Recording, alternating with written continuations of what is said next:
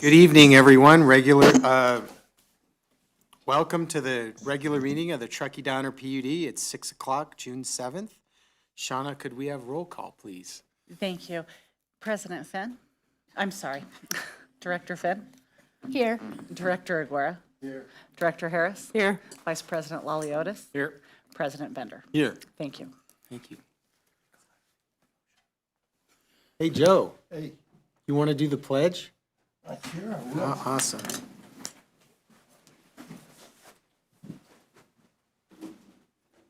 Ready? Begin. I pledge allegiance to the flag of the United States of America and to the republic for which it stands, one nation, under God, indivisible, with liberty and justice for all. There you go. Thank you, Joe. Okay. Brian, any changes to the agenda tonight? Yes, President Bender, we would like to poll consent item number 12 and place it on the action item portion of the agenda. Staff would like the opportunity to present a little bit more detail this evening for the board's consideration. Got it. Okay. All right, that takes us to public comment. Any public comment tonight on any item not on the agenda tonight? All right, No, Mr. President. great. That takes us to director update. Director Finn. Oh, you're starting with me. I could start on the other end. No, that's fine. You okay. can start with me. But I'm going to take a minute. I'm going to take everybody else's time. So just as well. Good evening. Thank you. Happy to be here. I've got a little bit of a director's comment tonight because of some conversations that I have had in the past couple of weeks that sort of inspired it. So the electricity industry is doing an amazing job right now of rising to meet the climate challenge. It is transforming, and by that I mean decarbonizing, faster than any other segment of our economy, which is really good since we are the basis of pretty much all the other segments of the economy. But this rapid pace has become fertile ground for a lot of mis- and disinformation. Science denial, the classic climate change is a hoax, seems to have morphed into solutions denial. And I've had multiple conversations in the past few weeks with friends and colleagues, smart, educated, thoughtful people that I really respect, that were both disturbing and eye-opening for me. And it prompted this director's statement about pushing back on solution denial. So I'm going to use EVs as my example tonight. You can pretty much insert any technology here from solar panels to biomass, but I'm going to use EVs tonight. EVs are frequently criticized for hidden environmental impacts, from carbon dioxide emitted during manufacturing, to the source of the electricity used to charge them, to concerns about battery recycling. And, this critique works because there's an element of truth to it. But it is also misleading because it leaves out all of the ways electric vehicles surpass gas-powered vehicles over time. It is a fact that driving an electric vehicle is cleaner than even the most efficient gas-powered car. Electric vehicles will only get cleaner as we clean up the grid, as we introduce more renewables into our grid. So here comes the misinformation that I hear a lot, is that due to battery manufacturing, greenhouse gas emissions from building EVs are higher than those from manufacturing gas-powered vehicles. Of course, there are emissions from building every vehicle, but those who want to maintain the status quo leave that part out. And what they absolutely do not mention is that those increased emissions during manufacturing are quickly offset by the zero tailpipe emissions during the operation for the life of that vehicle. For example, if you buy a Tesla that's manufactured here, it's not here, Nevada, Reno, it takes 1.4 years, traveling 18,000 miles, to offset the emissions of manufacturing that vehicle. And I'm really hoping that you drive your Tesla for longer than 1.4 years after you've bought it. So anyway, you can see how easy it is to confuse people and to undermine the solutions that we have But we're at a point where we all need to try to pay attention and to push back against that when we have the opportunity.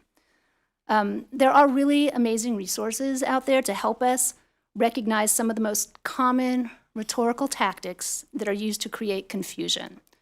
I came across a lovely mnemonic device, FLICC, F-L-I-C-C, which stands for F, false expertise, L, logical fallacies, I, impossible expectations, C, conspiracy theories, and the other C, cherry-picking data. All of these things are used to create false narratives, to confuse us about what is real. So once your eyes are open, you start seeing this everywhere. If you dive into the internets for even a short amount of time, you come up pretty much covered with FLICC. The Environmental Defense Fund estimates that Facebook users view climate misinformation 1.36 million times every day just on that platform. So we have a problem here, and we are in a climate emergency. So we need to start standing up for ourselves and for our industry and for our solutions and push back when we have the opportunity. And coming up with creating this director statement, there's a lot of resources on the web to help us. PolitiFact, I used a lot. In the Environmental Defense Fund website, the Center for Energy Education, the National Resources Defense Council, the EPA, and Snopes are all excellent resources to sort of help us recenter. When you hear things and you're like, that just doesn't seem right, go check it out. Learn and shut it down where it is, don't spread it, and start combating lies, myths with the truth. So I will be continuing on this subject for future statements. Thank you. All right, thank you, Krista. Joe, any? I'm all right today. I have nothing for you. Okay. Tony, Nothing, thanks. Kim's got something. Of course, I always have something. I just wanted to let everybody know that I did attend the Aqua JPIA meeting. Sadly, John Ping did not win the election. But the two, I left my notes at home, but the two individuals that did win the election are actually two of the candidates, some of the candidates that I would have actually pushed to the top of the list to vote for. So it worked out well, and then we had a couple of classes, one on AI, which was very interesting, and then also on benefits. But since our benefits are with NRECA, it didn't really apply to us. But it was good to network there, and it was fun to be a part of it. And sadly, I left before the actual Aqua conference started, but that's okay. I feel like it was a good representation to go and be a part of it. And then, I always like to take this opportunity to thank our staff. I know you all work really hard. It's really nice. I'm sure you guys are all appreciating all the flowers outside and the beautiful weather and, no snow. But now starts dig season and lots of projects and, construction and traffic and some of those things. So just stay patient, but, I just want all the employees to know that we do appreciate all the work that you do to keep the lights on and keep the water flowing. So thank you. Great. Thank you. All right, Brian, back to you. General Manager update. Thank you, President Bender. We have a few guests this evening with some really rich presentations, so I'll be as brief as I can. We have included with the agenda packet is a kind of a general manager's update list of some items that I think are relevant and interesting for the community and the board to see over the last month. I'll touch on a few topics that I just wanted to kind of emphasize. The first of which are some of the electric and water projects that are occurring in the community. And it's kind of that phrase we've been using, if your rates, your dollars at work. On the water side, a lot of capital infrastructure improvement projects. The most significant of which are the Pioneer Trail Pipeline Project. The community is probably has noticed that the Trout Creek Trail connecting the Bridge Street downtown area to the Tahoe Donner subdivision has, it's interrupted. We've closed down the upper section for that pipeline project. Staff's intention is to get that completed and off-site before the 4th of July holiday. We're still on task with that. Connected with that project is the 6170 additional water storage, the tank number 2.5 million gallons of additional water storage for the community.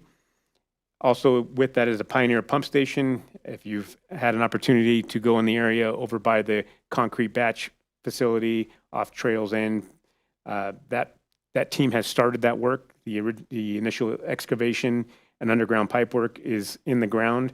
We're really excited about that project. It gives some redundancy for the community, providing water service and fire protection up into the Tahoe Donner subdivision. Also, the annual water main replacement project, that's currently underway in the Glenshire area. So there's a couple of streets out there that you'll see our crews working. That's the annual replacement for aging or undersized infrastructure. Staff also completed an important project for us internally is the Glenshire Master Metering Project. This is part of our overall plan to improve our data validity in terms of water loss tracking and understanding, we have kind of the mass balance of water pumped from the ground and water metered at the end user. We don't necessarily know where that water might go in some of the subdivisions and the hydro zones within our distribution system. So we're actively installing key meters across the distribution system there. This is an important one.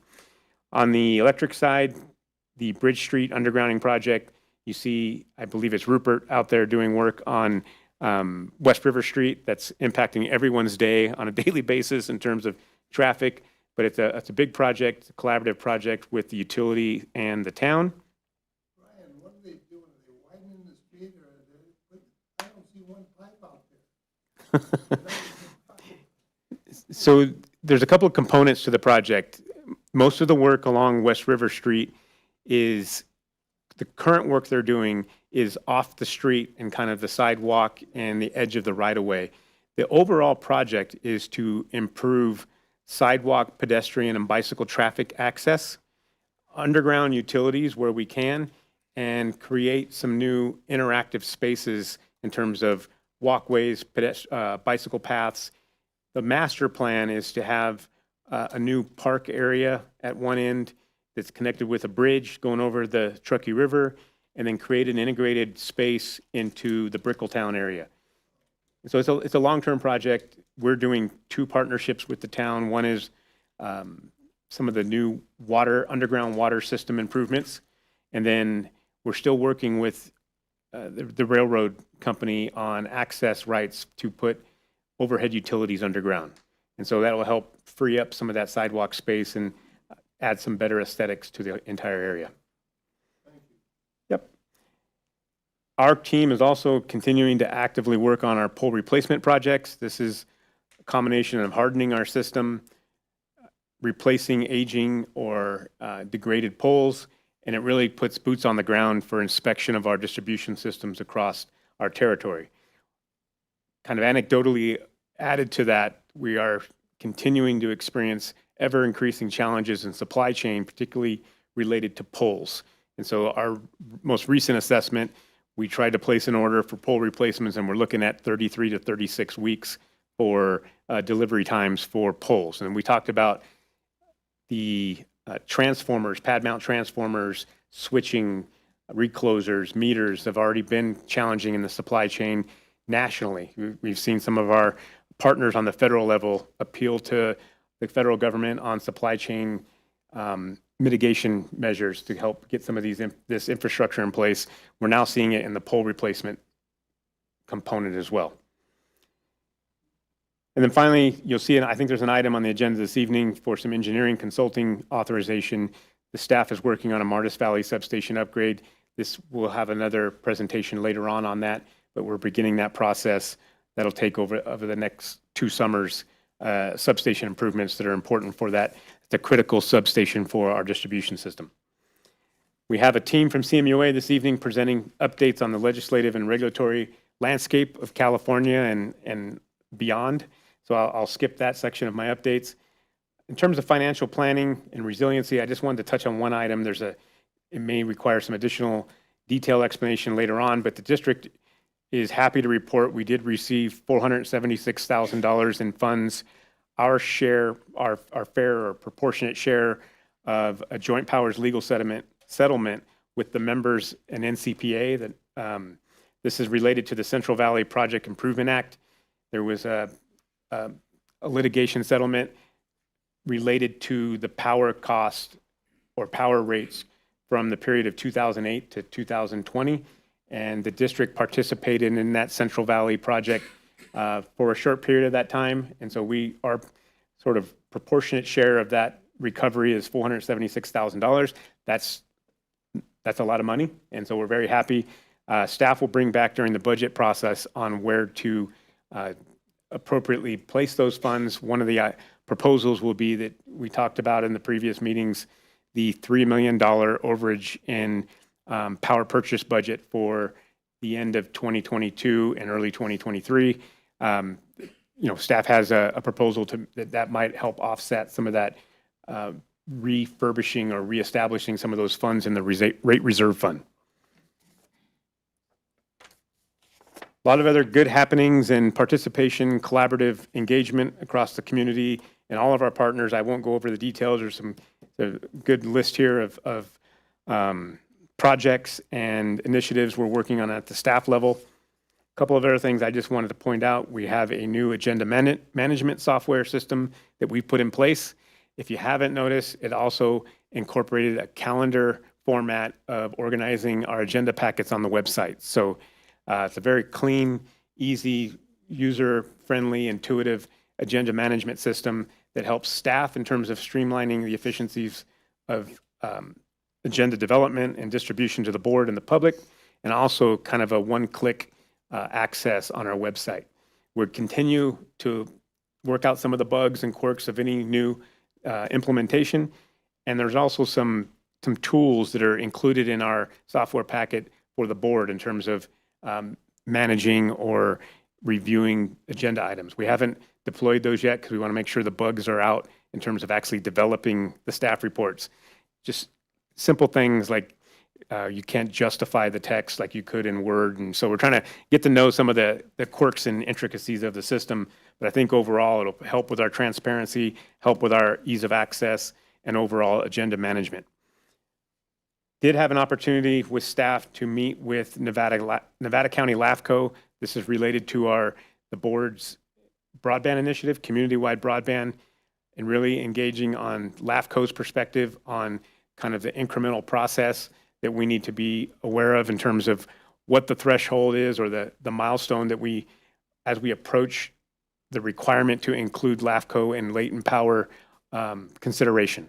We're not there yet, I'm happy to report, but we did talk about the next steps in funding feasibility studies and some of the challenges we have as a special district here in this community.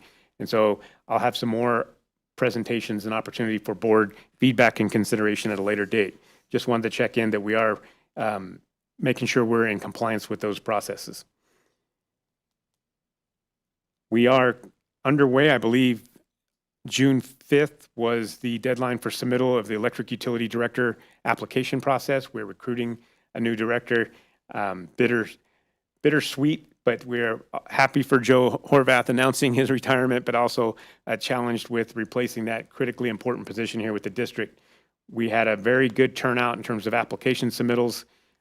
We haven't yet met with our recruiting firm to go over the early list, but we hear it's quite rich, and we're looking forward to seeing what opportunities are there. At the appropriate point, we'll include the board in that interviewing process as well. The board is aware of this. I just want to make the announcement to the public as well that we continue to work on our strategic plan update. That's moving along well, and we're looking forward to later this fall rolling that out for board approval and publication to the community that we serve. One of the things that we're going to start actively communicating across our service territory is the opportunity to participate in community circles. This is the community's opportunity to engage with board and staff on giving feedback and comments on the proposed initiatives, the strategic plan layout, some of the projects. So we'll break those down into sub-communities within our service territory. September 11th, that week, we look to have scheduled and have invites for community members abroad to come in and participate in this process. And I'll end there. All right, thank you, Brian. That takes us to item number 8, our guests from CMUA. And Stephen.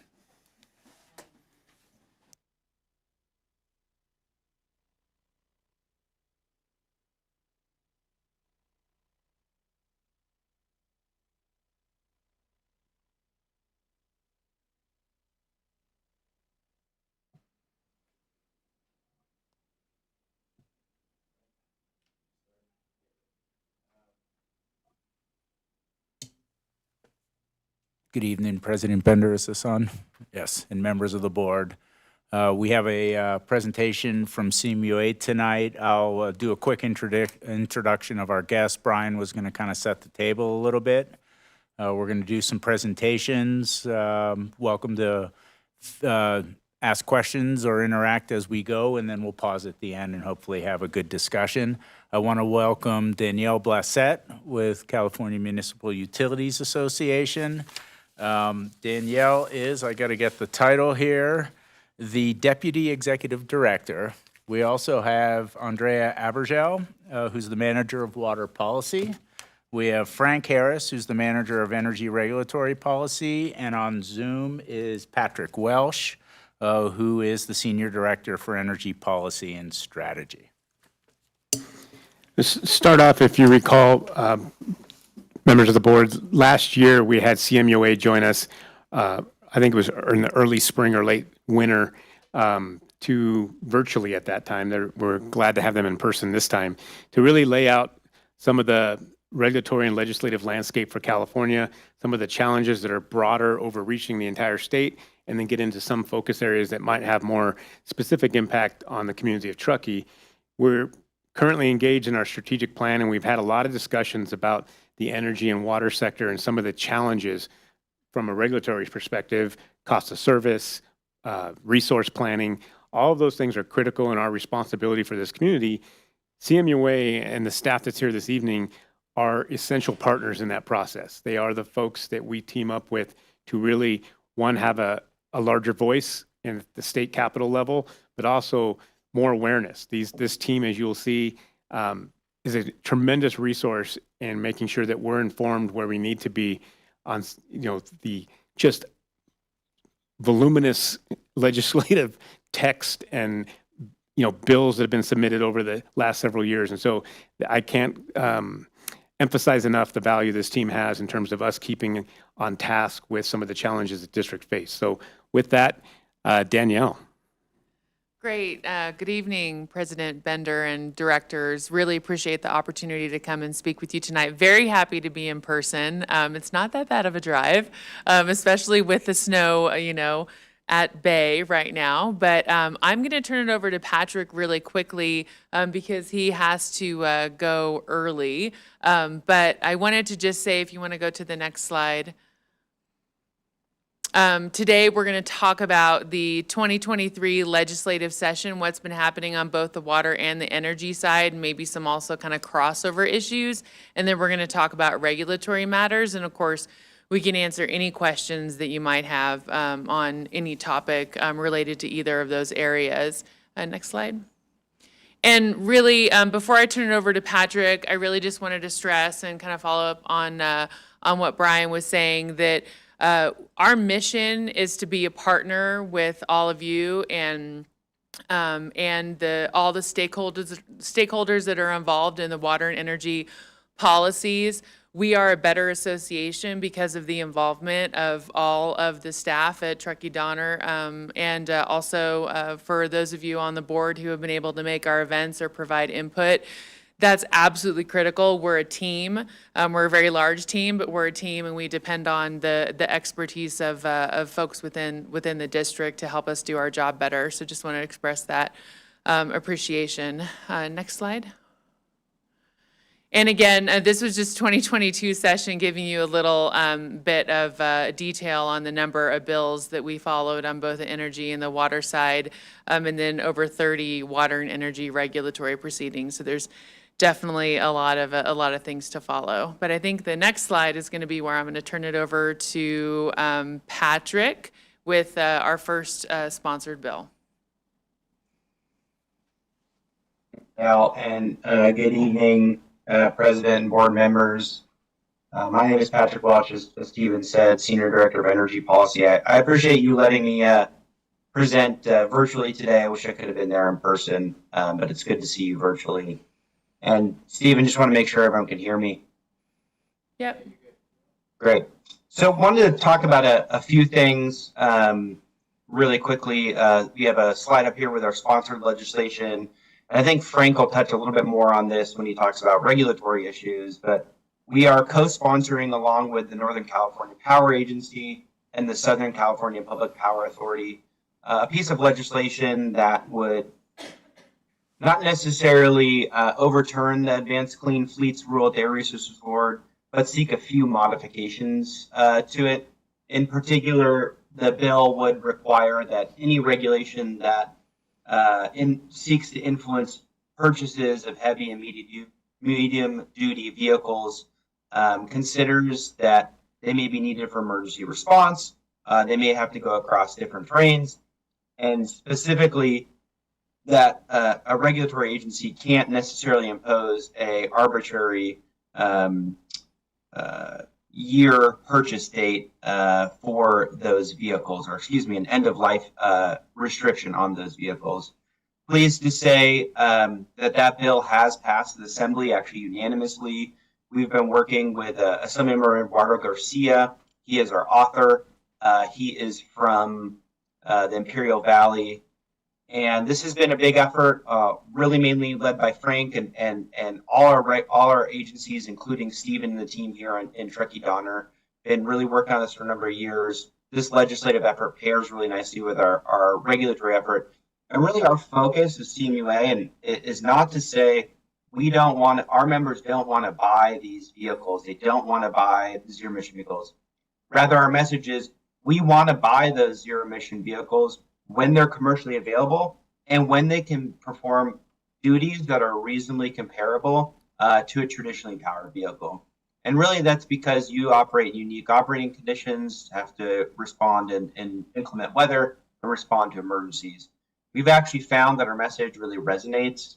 Danielle and I met with, 30 to 40 different legislators on this issue, ranging from the most conservative to the most liberal. And I'd say across the board, they all understand the message of utilities. Let's buy zero emission vehicles when it makes sense. Where there are certain barriers for implementation and operational capabilities, let's make sure there's some accommodations and off-ramps. So that's really what the bill is about. And looking forward to moving it through the Senate over the next month or so, and hopefully to the governor's desk. The Air Resources Board hasn't taken an official position, but we do understand that they have some concerns with the bill, so we'll have to deal with that over the next month or so as the bill heads, hopefully, to the governor's desk. Danielle, did I want to turn it back over to you to talk about the other sponsored bills? We'll go a little bit out of order. Why don't you talk about the big energy bills so that you can get to your appointment? Yeah, and I encourage if any of the board members, if you have any questions while I'm talking, please don't hesitate to interrupt and ask questions. Or at the end of this very brief presentation, happy to engage in dialogue and answer questions as well. We have 37 new legislators this year. That's a third of the legislature. So we're still getting to know them. They're getting used to their new jobs. We've now entered back into a legislative session that's post-COVID, so we're back fully in person. So there's this new kind of cadence to the legislative process. Over 2,600 bills were introduced this year. About 150 of those are related to energy. Really, I whittled it down to three major issues. The first one is that the governor has proposed a new mechanism that would right now apply to Truckee Donner. We're working on changing that. And it would set up what is called a capacity payment that during summer months, if you're deficient on meeting your planning reserve margin, the Energy Commission would have the authority to assess. They don't call it a penalty, they call it a capacity payment on you if you are found to be deficient for certain planning standards. The other part of that bill is that it would authorize the Department of Water Resources to engage in central procurement for a variety of different resources. That process is voluntary for public-owned utilities. So in the future, if this bill were signed into law, the Department of Water Resources could be contracting for clean energy resources, and you could potentially have the opportunity to participate in those contracts. You would have to engage your customers in a certain non-bypassable charge to be able to do that. So that's one of the major energy policy debates that's going on right now. One thing that I think is also really relevant to Truckee Donner is the discussion and debate about reforming the ISO governance. So that's the California Independent System Operator. Reforming that governance so it's no longer dependent on a gubernatorial appointment, making it an independent board, and then creating a pathway for the ISO to become a regional transmission organization. You're probably aware of this. There is competition in the West for markets. You have the ISO creating an expanded market. They want to eventually move to an RTO. You have the Southwest Power Pool down in Arkansas that's creating their own market and expanding into the West. That's seen as two competing markets. There was legislation this year, AB 538, that would have reformed the ISO so they can become independent, not dependent on California's political process, and move towards an RTO. That bill was shelved. We don't think that issue is going away, though. We understand that the governor has actually been briefed on this numerous times. He has tasked the president of the Public Utilities Commission, Alice Reynolds, and the vice chair of the Energy Commission, Siva Gunda, to work on this issue. So there is a likelihood that there could be another piece of legislation that surfaces between now and the end of the legislative session in September. I think this is really unique for Truckee Donner. You guys aren't part of the ISO, you're in NV Energy, but NV Energy is kind of potentially caught between this ISO SPP dynamic. So it'll be really interesting to see where that goes. The political element in California, or the legislative political element, is labor unions are highly opposed to the change that was stopped by AB 538. And that's ultimately one of the factors that led to that bill being shelved. But I think this is an ongoing big discussion in California, and I anticipate that conversation will continue this year, either through the administration, maybe through some executive action, or through a potential another piece of legislation that could surface here at the end of session. And then finally, AB 1482 is actually just recently shelved. I included on here, though, because it represents two things: a continued really strong interest in deploying electric vehicles and facilitating that transition reliably to zero emission vehicles with a focus on EVs. But it also represents a really big focus this year on interconnection issues. Legislators are hearing up and down the state from businesses, home developers, EV charging companies, that their utilities, and when I say utilities, I'm predominantly talking about the IOUs, are very slow at interconnecting new chargers, new homes, new hospitals in some cases. And so legislators across the political spectrum, they've held hearings on this issue on interconnections. So it's something to be aware of. The POUs so far aren't in the crosshairs. I think the POUs are doing a really good job at trying to be as timely as possible in interconnecting things. But I think it's definitely something for the board to be aware of, that communities are upset about the time it takes for utilities to interconnect and energize an EV charger or a new home or a hospital. So that wraps up my brief presentation. I'd be happy to answer any questions. And I also just wanted to emphasize too that really appreciate working with Brian and Stephen and the whole team there. It really is a partnership. We work also really closely with the Northern California Power Agency. I'm on calls with them almost daily to coordinate our activities. And it really is a whole team effort to represent your interests and the broader interest of the municipal utility, whether that's electric or water in Sacramento, and bring your perspective to bear in these important policy discussions. So I appreciate your time tonight, and I appreciate your team's work and collaboration with us as well.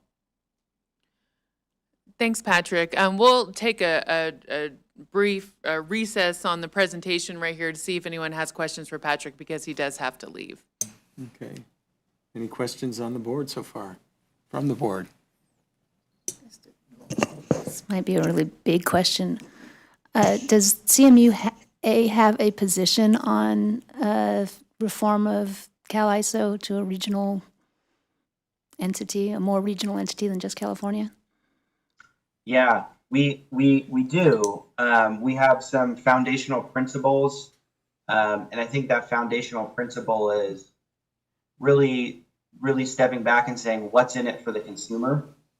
And that's the lens that I think we as an association try to view things.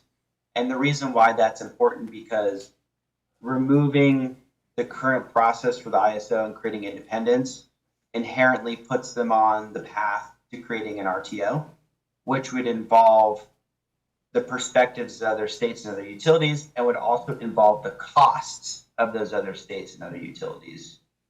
That could be a great thing. That could be a problematic thing.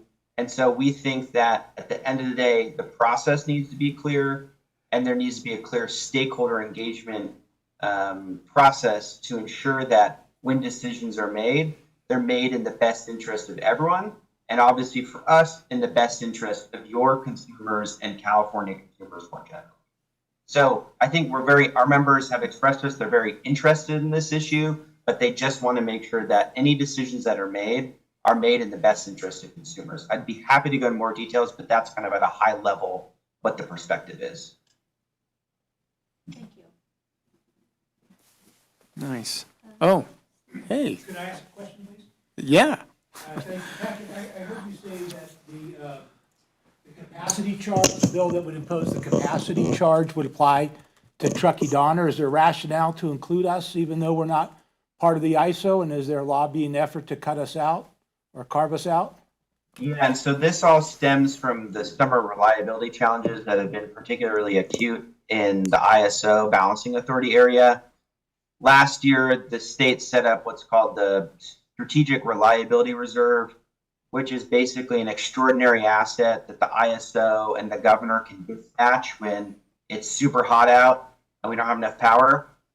They dispatched it last September, and it's one of the things that helped kept the lights on in the ISO. And this proposal says, well, we want to charge essentially utilities and their customers in certain cases for dispatching that resource. So since that's a CAISO resource, really, we are having discussions about whether or not it is appropriate to apply those types of capacity payments to entities that are not inside the CAISO. So we've got no commitments yet, but definitely we have entered in that discussion and raising policy considerations to make sure that any capacity payment mechanism is appropriately tailored to the problem and the situation at hand, which is an asset for the ISO. Nice. All right. Okay, That's great. it for questions. Thank Yeah. you, Patrick. I appreciate you tuning in. Thanks, Patrick. Thank you. I'll talk Thank you. differently. I appreciate your time and good to see you, board. Appreciate it. So we do also have other sponsored legislation as well, which is continuing to move through the process, SB 366. And really what this bill does, it's on the water side. It modernizes the California Water Plan and also establishes long-term water supply targets for the state. And really what we're trying to accomplish here is moving from this idea of a mindset of scarcity and ratcheting down water use and how are we going to do more with less, to why don't we talk about a future in which there's enough water for all beneficial uses, including, urban, agriculture, environment, everything that is needed to make California the place that we all love to live. So that's what we're working on with that bill. It has passed the Senate. It's on into the Assembly now, and we're co-sponsoring that with the counties and also with the California Council for Environmental and Economic Balance. And I wish I had better news on our workforce development bill, which would have created a high road utility careers program at the Workforce Development Board, but that was held in its first fiscal committee despite a very low fiscal estimate, which just tells you that the appropriations committee process is pretty much a black box in California legislation. We talked about the big energy bills, so you can go to the next slide. Big water bills, this is actually probably something that you all will be very thankful for, but the biggest fight right now in the California legislature has to do with water rights. And these bills would not affect Truckee Donner, but did just want to highlight the fact that that these three bills are taking a lot of bandwidth. I think it's Andrea's full-time job, in addition to all the regulatory work, to staff these bills for CMUA. So I won't go into the details, but just know that that's really a high priority for the overall water community and something that we're all working on. There's a few water conservation bills. AB 1572 bans non-functional turf in commercial, institutional, and industrial properties. It currently includes multifamily, but that's going to be taken out of the bill. AB 1573 has some requirements related to planting native plants in these same areas where non-functional turf will be banned. And then AB 755, we were talking a little bit about this earlier. It requires water utilities to include the incremental costs of major water users' water use in a cost of service analysis. So it introduces hypotheticals into your cost of service analysis and can create other problems. So we're working to oppose AB 755, and we'll continue to do that. Another big thing that's taking a lot of air out of the room is the governor's infrastructure trailer bill package. There's 10 trailer bills total that he kind of came up with, and they're not really super new ideas, but he's just packaging them all in an effort to try and leverage a lot of the federal funding that's going to be coming to California. There's concern that because it takes too long to build projects in California that we'll lose out on some of that federal funding. There are 3 that are especially relevant to CMUA member utilities. CEQA reform, these are some ideas that have come up in the past, but it would accelerate the process for judicial review and then the administrative record process. And then there's also a proposal to take the fully protected species designation that's in statute right now and move all of those species over to either threatened or endangered under the California Endangered Species Act. So most environmental groups are concerned with, they want to have a dialogue on the overall package and the merits and the policy merits, but both the environmental groups and the legislators are very concerned the fact that you've got substantive policy bills going through the trailer bill process. The governor introduced these to the world a week or 2 ago and wants them to be passed by the June 15th budget. Legislators are so far pushing back on that, so we'll see if it happens or if things happen later in the year or if they're converted to policy bills. And one thing that's not on the slide that I did want to quickly mention is, the last couple years, the state's had an abundant surplus of money. So there's been lots of money to go around. I think it was $90 billion this past year. This year, we're estimating, or the state is estimating, a $32 billion deficit. It's actually a really kind of pluck it out of the sky number, because most of the Californians who pay the most amount of taxes are not going to be filing their taxes until October because of all the delays with the storms and how both the state and Fed said, you can wait till October to file. So we really don't have a good picture of where we are in the state with our finances. But in the governor's budget proposal for May, he didn't say he was cutting programs, but he migrated them over to the conversation about a water or a climate resilience bond, which is occurring in the legislature, and they're trying to work on a proposal that will come together for the March 2024 election. Probably we're hearing in about the $15 billion range. So that could be another opportunity for the district to access funds on both the water and the energy side, because there are components for both in some of the proposals. So I think that's all we have on legislation. So before we turn to regulation, happy to answer any questions on legislative matters.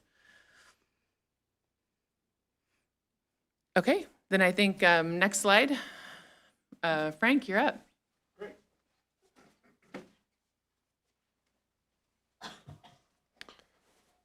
Great. Thank you very much.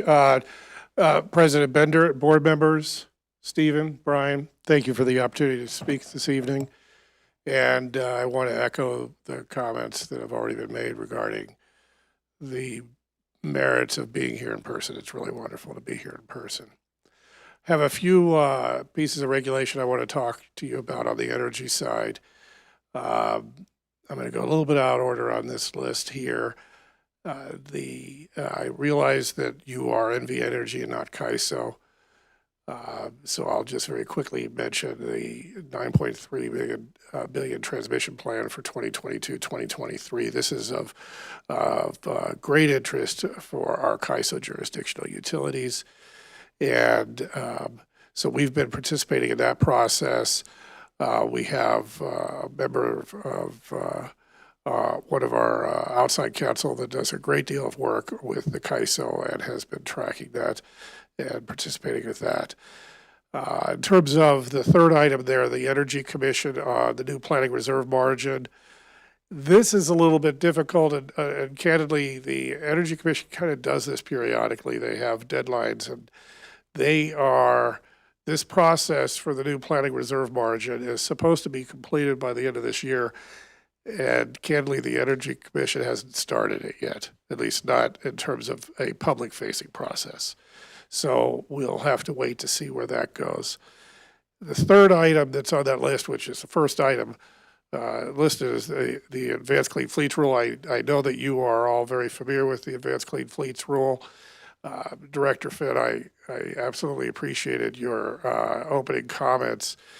One of the things that we have been steadfastly trying to support and project, make sure that the regulators and the legislators understand this, is that when we are engaging with the agency and Patrick is engaging on the legislative side, we're not asking for a carve out.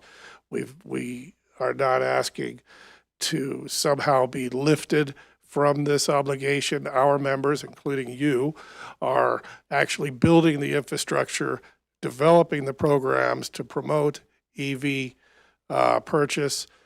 And so we want to make this work. The counterintuitive is that in order to build that infrastructure and maintain the infrastructure, we may not be able to use electric vehicles, or you all may not be able to use electric vehicles for all of your work, particularly, as Patrick mentioned, the emergency response, where you may have crews out there 12 on, 12 off, while the trucks are on there 24 on until the job is done.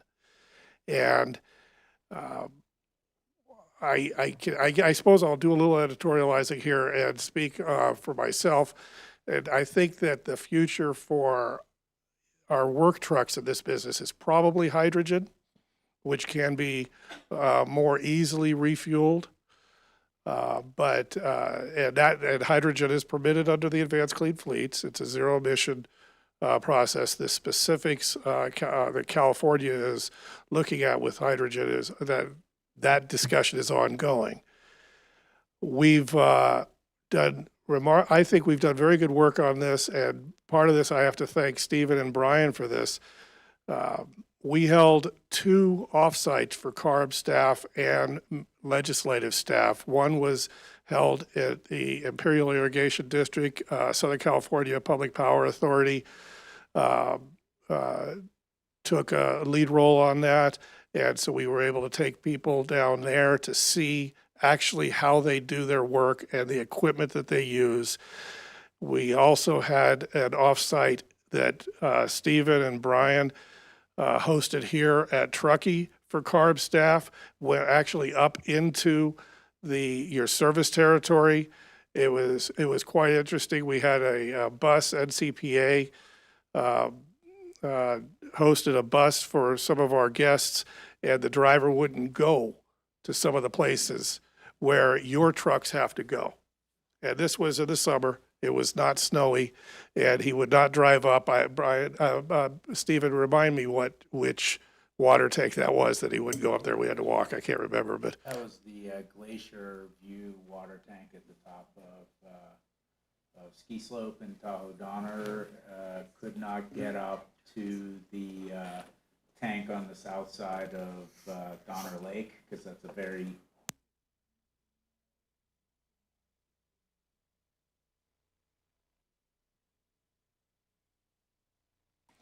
yes, and so that was really interesting. And this was just a normal, like the shuttle bus you get at the airport. And so we've been able to get some great accommodations in that regulation. Some that were very important to Truckee, for example. Originally, the regulation was offering an extension for low population counties if your operation was exclusively in a low population county. Truckee's operation is not exclusively in a low population county. We were able to get the regulation to recognize that if you are 75, or as Truckee is 90% in a low population county, that's okay. So you get an extra 3 years. Also, the regulation originally and still does offer a full exemption for dedicated snow removal vehicles, but we have very few members. I only know of 2 that own any purely dedicated snow removal vehicles that are not used for any other purpose. Even here in Truckee, you have interim snow removal vehicles. You put a blower on the front of a work truck during the winter, but you use it multiple ways throughout the year. And so we were able to get the regulation to recognize that, so that now that those vehicles are the obligation for those vehicles is extended to 2030 before those vehicles get pulled under the regulation. But again, all of this is an effort to make sure that you can maintain your systems, particularly in emergencies. And we really pushed, I really pushed, all of us did, to make sure that the regulators, and on Patrick's and Danielle's side, the legislators understand we weren't, and we're not, continue to not look for a carve out. We just want to be able to do our jobs. And let me just be clear that I absolutely understand that. I think it's ridiculous that legislators wouldn't recognize that these vehicles don't exist, for example, and that we are vital services. And it just, Right. you know, this whole thing was like, they also are indulging in magical thinking and not reality-based, Right. you know, progress. Like, we have to keep the lights on and the water running throughout this entire transition. If we falter on that, it's all going to go to hell, right? So I attended that that day offsite, where yeah. we were on that tour and have been following this as well. And I absolutely applaud the work that you guys have done to try to bring common sense to this discussion. Yeah, I appreciate that. I think we've done, I think we've gotten quite a bit of positive modifications to that rule. There's one element that I'm not happy about. Get a little bit in the weeds, but there are some exemptions or extensions in the rule that only apply if you're replacing a vehicle that's at least 13 years old. Many of our members cannot justify keeping vehicles that long. They can't afford to have them break down at the last minute, and so they have to take a very proactive fleet management approach. And so, for example, your Vector trucks, you probably don't keep those 13 years. I don't know anybody who does. I have one other member who has as a board policy to keep their trucks as long as they can, and they're currently renting trucks because all of their own trucks have broken down. So that's what's going on in energy regulation. So I'll stop here and see if there are any questions. Okay, that's fantastic. So I'm going to hand it off to my colleague, Andrea. Thank you very much. Okay, good evening. Thank you for the slides. We've got a couple things that are not on the slides that I also want to talk about. So sorry for going off script, but good evening, board and President Bender. Appreciate the time today and appreciate being here in person. I'm the manager of water policy. I really handle all the water regulatory stuff and a bit of the water legislation, like the water rights bills that Danielle mentioned earlier. Thankfully, it doesn't apply to you all in that same scope, so you saved yourselves a headache.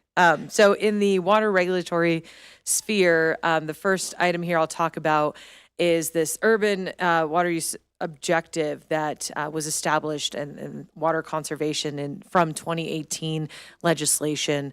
And that legislative package is an Assembly bill and a Senate bill, directed the Department of Water Resources and the State Water Board to come up with essentially 4 different factors to create an overall budget for urban retail water suppliers.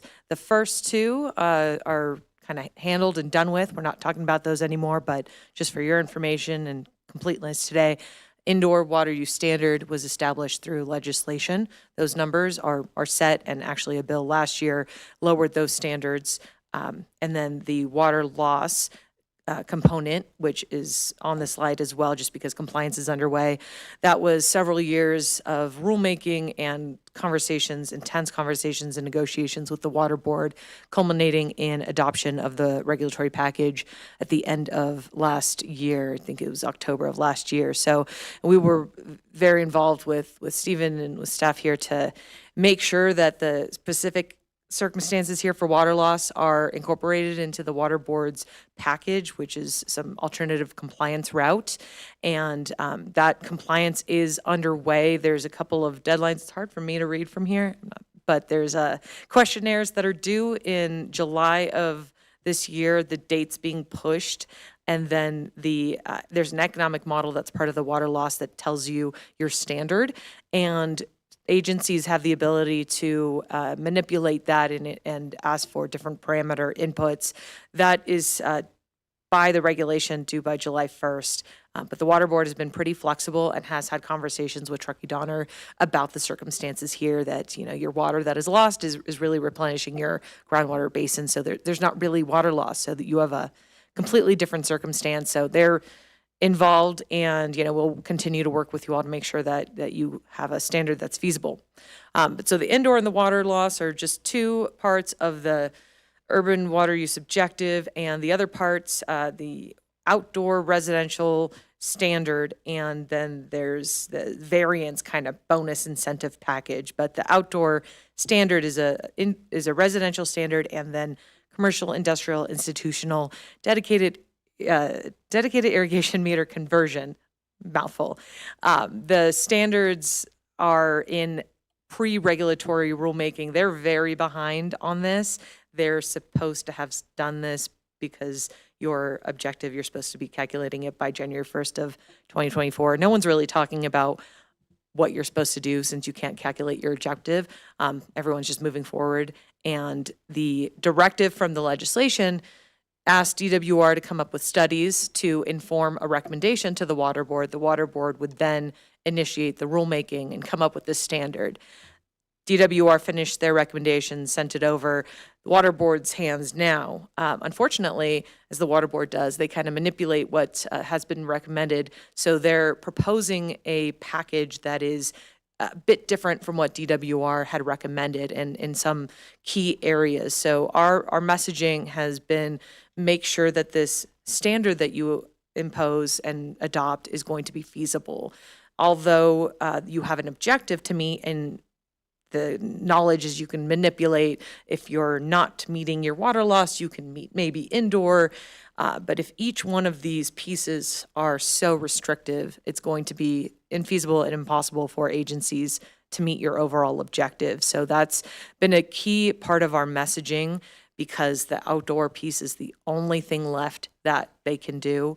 And aside from that, there's variances that will be written into the regulation to accommodate for certain special situations. There's, I think, about 17 variances without going into all the details. And variances are helpful, but it's not as helpful if you're just going to variance your way out of a very difficult standard to meet. So it's this process is continues to be delayed. We're expecting something this month to come out in a pre-rulemaking and hopefully a public comment period to start. But we've been engaging with the Water Board for many months on this, for DWR before that.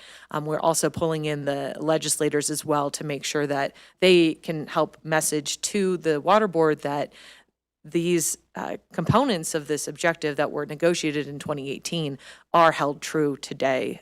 So conservation is a big thing to keep in mind, and that kind of leads into something not on this agenda, but drought overall is still a concern. We're technically still in drought in most areas of the state, so it's not out of the conversation completely, and it's hard to message to your customers, especially here where you have a lot of snow and you're plentiful in water, but there's still a need to conserve where possible. So the Water Board takes this look at drought seriously, and they have emergency regulation authority to mandate certain restrictions, which they have done in the past couple of years with the drought, and those are ending, but the board recently readopted a prohibition on watering non-functional turf, and that is going to extend, it just got approved, it's going to extend into a year from now. So that's not a great indicator because we're in a surplus of water right now. If the board's going to continue to utilize that authority when we don't necessarily need it, not sure what else they're going to do. But there's been some pullback by the governor's directive to not engage in level 2 action items of your water shortage contingency plan. So the messaging on drought is minimized, but it's still very important to keep telling your customers that. And relatedly, there's a new reporting requirement that started at the beginning of this year. They called it the Drought and Conservation Reporting Order.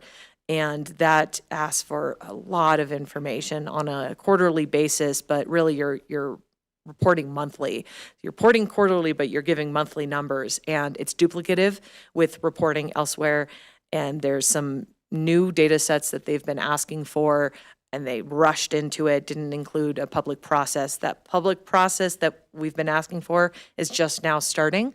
So we've been having conversations with the water board and with staff about the necessity for this and the burden that it's going to have on water agencies to comply and have these duplicative reporting and encourage streamlining. So we're very engaged in that. And then the last thing I wanted to talk about was more of a water energy nexus thing that is definitely going to be of importance to you all, as the water board is in the process of adopting a general order for wildfire mitigation activities, vegetation management, system hardening, other infrastructure, and they have released an administrative draft of what this general order is going to look like. We've been actually working on this and following this for the last year or so, and it's intended to streamline permitting so you can apply and have the activities that fall into the category and go through this streamlined permitting rather than get a waste discharge permit or other type of requirement. Really, they're looking for activities that have a potential to impact waters or discharge any waste into waterways or that could impact water quality. So it's pretty expansive, the list of activities, and they've broken it down to 3 different categories of planned activities: emergency fire response, just your kind of basic vegetation management, and then all other activities. And the level of notice changes at each, so you are afforded a bit more flexibility in responding to emergency situations where you need to go in and fix your system or do whatever work you need to do within that time frame because you're responding to active fires or within that time frame. So it's something we are following and engaging on. The timeline on that is expected end of the year adoption of that general order. So that is what I had on the water side. It's kind of a lot, so happy to answer any questions. Great, thank you very much. Like to call for public comment. Make sure I include that. Thank you. No, Mr. President. All right. Thank you. Any questions from the board? I got a couple questions. Just want to point out how interesting it is for the state board to point out how the urban water use objectives are going to give flexibility to utilities to conserve how most appropriate for them, but yet you can't irrigate non-functional turf, even though you're meeting your objectives. But anyway, my question is, you mentioned variances in the urban water use objective, and one of the variances that's near and dear to utilities in this area is the seasonal population variance. Because for many years we've fought with the state on how to characterize our population, and when the state obviously uses gallons per capita day as the target, we don't have permanent population in this town, right, or in this region. So we've always fought with that. Have any of your membership test driven that tool that's been released? I've heard some mixed reviews on the tool, and that it doesn't, to the specific variance point, I'm not entirely too sure if anyone's played with the variances, but in terms of tool feasibility and functionality, not the best reviews. Doesn't incorporate water loss, really, which is part of the objective, and it's just not really workable. So we're actually working with a larger coalition that includes the sanitation agencies and water reuse and Aqua to have more of a presentation from the water board as to this tool. But really that leads into a dialogue of this is not really appropriate. You need to take some time and work on this to make it more feasible and workable. That's the feedback that I've gotten. Have you, as Truckee Donner, played with the seasonal population variance tool yet, or? I'll let Chad add on because he's doing the work directly. We haven't gotten to that point yet. We have historical data points that we've used when they did the drought targets back in 2008. They used population, production divided by population. And the first time they did the math, they said, wow, you guys use a lot of water.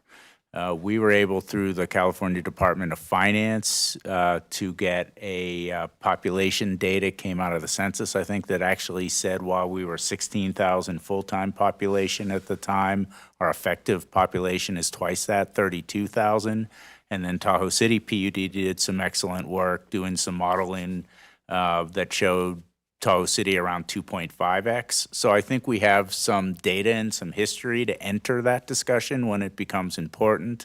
But it's still, a negotiation until they agree. Right. The only thing I would add, Director Oliotis, is when the tool became available, we did try running several different derivatives of it, and we didn't find that to be very beneficial. Let me just put it that way, and it really didn't help as much as we had hoped for, the population side of it. That's good feedback. I think that's it for me.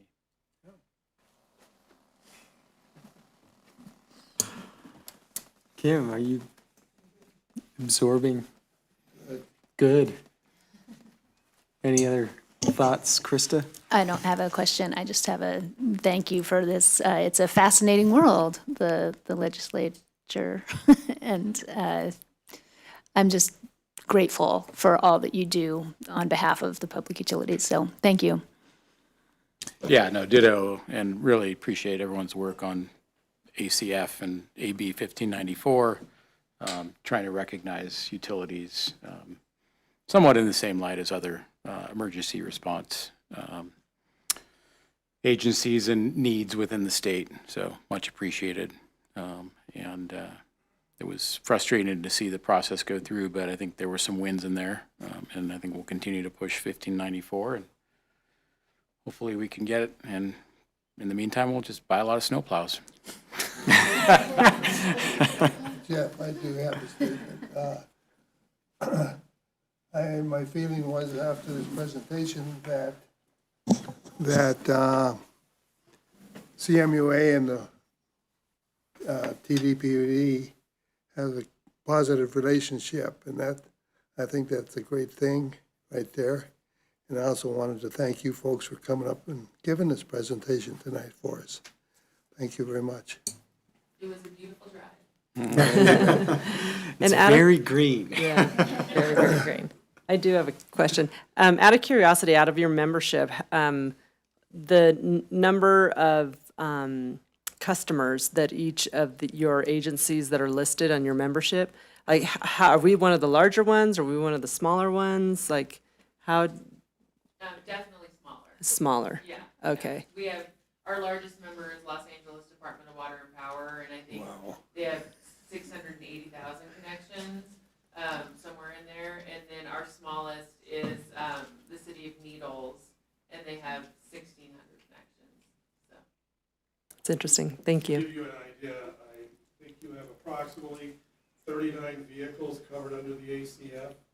LADWP has 4,200 vehicles covered under the ACF. Wow. That's a big fleet management program there. You all are small but mighty. Yes. Thanks. Excellent. Thank you Okay, very thank much. you. Thank you for coming up in person. So that was wonderful. Yeah, very informative.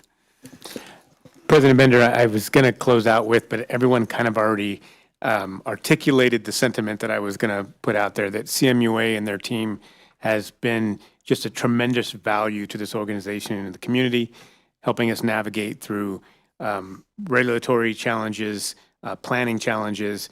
The team is just an exemplary team of experts and committed to community service and the membership there. Barry, Danielle, Frank, Andrea, Patrick, and the rest of the team are always available. Definitely a phone call away in terms of a resource, and so it's been an extremely valuable partnership and that we hope to continue on for a long time. Good. Excellent. Great. Thank you. All right, so that takes us to our consent calendar. We have quite a few items, 9 through, let me go to the third page of the agenda, 17, and we're going to, all right, thank you very much. Thank you. Have a good night. Yes. A lot of work to do. Yeah. We know it.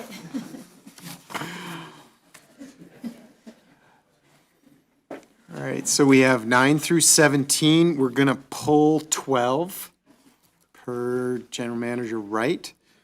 So is there any director comments, questions on items 9 through 17 of the consent, excluding number 12? No? Any public comment? No, Mr. President. All right, is there a motion? I'll move consent items except number 12. Perfect. I'll second. Shauna, roll call, please. Director Aguirre? Yes. Director Finn? Yes. Director Harris? Yes. Vice President Laliotis? Yes? President Bender? Yes. Thank you. Great. 9 through 17, excluding 12, done. All right, now we have number 12 moving into, I think, Brian, you said to our action item list? Yes, we have a presentation prepared for the board this evening from Mr. Yan. Great, thank you.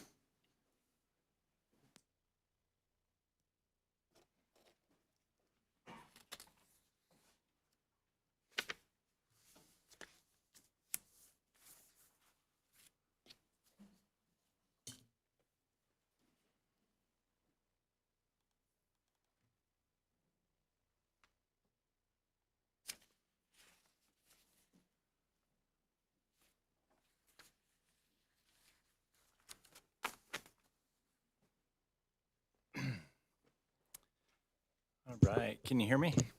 Yes. All right, good evening, President Bender and members of the board. Consent item number 12 is to provide an update for a current design project and ultimately request board approval for a contract extension with Fringe Studios. Fringe Studios is the project architect of record. This project was initiated in the interest of aligning with the district's strategic plan goal, developing an inclusive culture drives organizational integration and success, and by relocating key workspaces from the upper floor to the lower floors and vice versa. The project facilitates an environment of open, transparent communication and support, and the boardroom update improves general utility of this space, hybrid meeting accessibility improvements for virtual and in-person meetings, and improved lighting.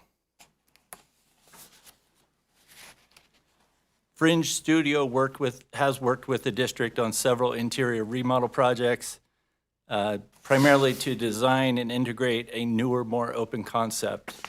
The areas include the lobby, customer service counter, and the upstairs offices. Keeping the familiar design throughout the upper and lower floors provides a similar feel and approachability for the facility. At the November 3rd, 2021 Board of Director meeting, the board approved funding of a project for the design and remodel of the East Office and boardroom in the fiscal year 2022 budget. A contract with Fringe Studio was approved December 1st, 2021, with a budget not to exceed $44,900. That current contract has expired and needs to be extended to continue with the project. Extending the contract with Fringe Studio benefits the project and the district with continued collaboration with staff for design, submittal of application for project permits, assistance with that, assistance with development of bid documents, and construction administration support throughout the projects. This graphic outlines design progress to date, highlighting substantial completion of design for the East Office area and approximately 50% completion with conceptual design in this boardroom space.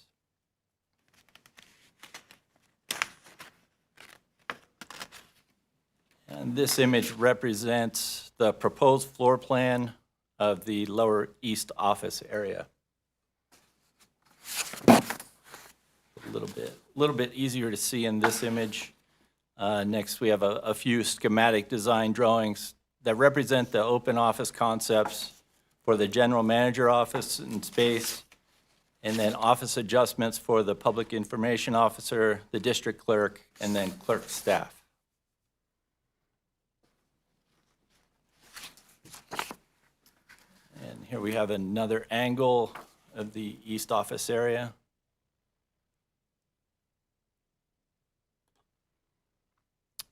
A perspective of the entryway, lobby, customer service counter. There are no proposed changes to the customer service counter at this time. And then another perspective of the lobby and customer service counter area.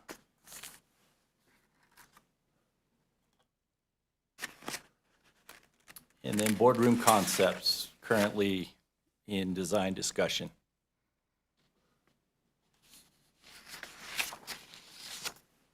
There is no additional fiscal impact associated with this item.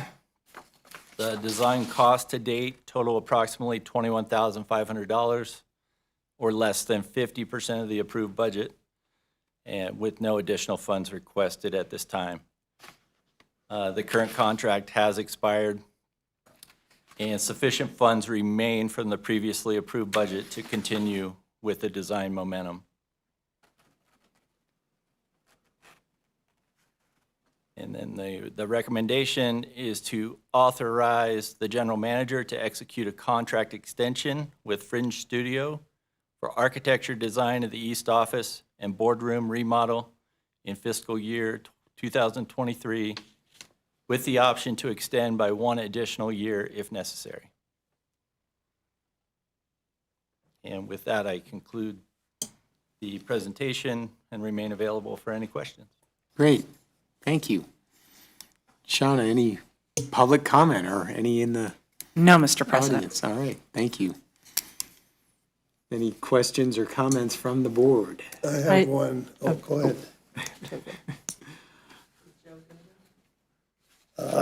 Okay. You didn't give us a cost on the second contract, unestimated?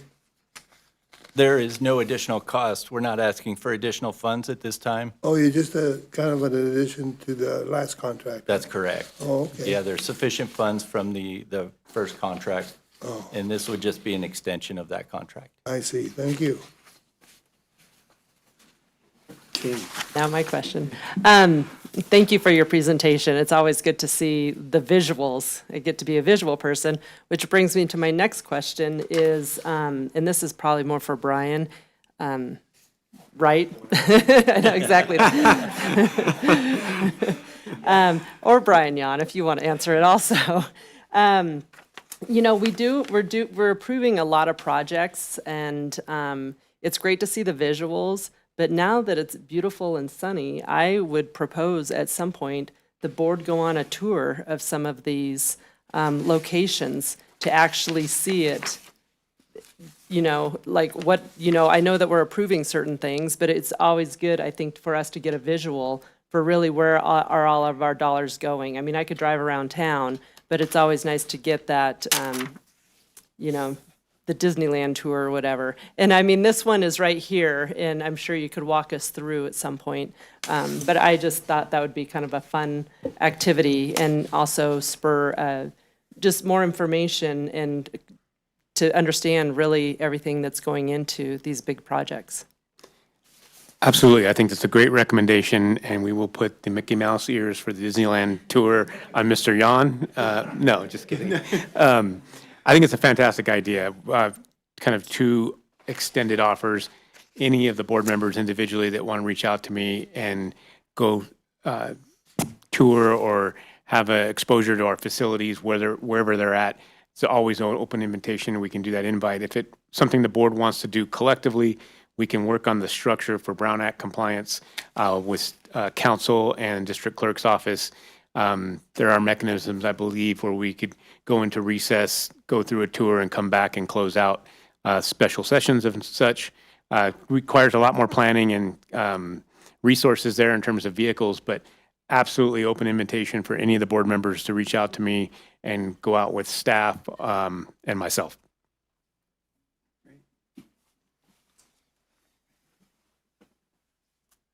Are any other board members interested in doing it as a group? No, that's fine. Or two people?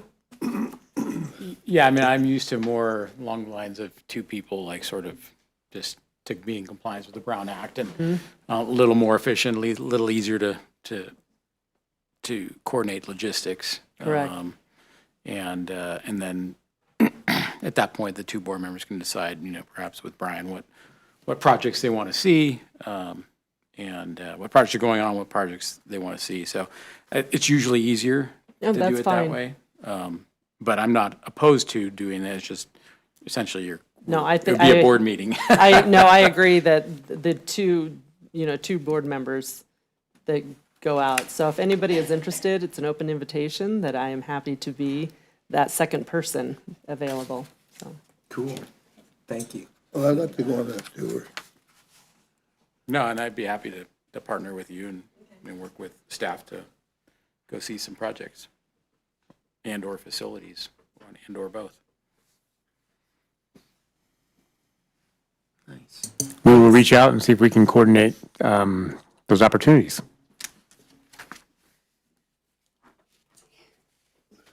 Cool. If there isn't any other questions or comments, is there a motion? I'll move that we authorize the general manager to execute a contract extension with Fringe Studios. Excellent. I'll second. Motion and a second. Shauna, do we have roll call, please? Thank you, Director Aguirre? Yes. Director Finn? Yes. Director Harris? Vice President Laliotis? Yes. President Bender? Yes. Thank you. Thank you. Thank you, Board.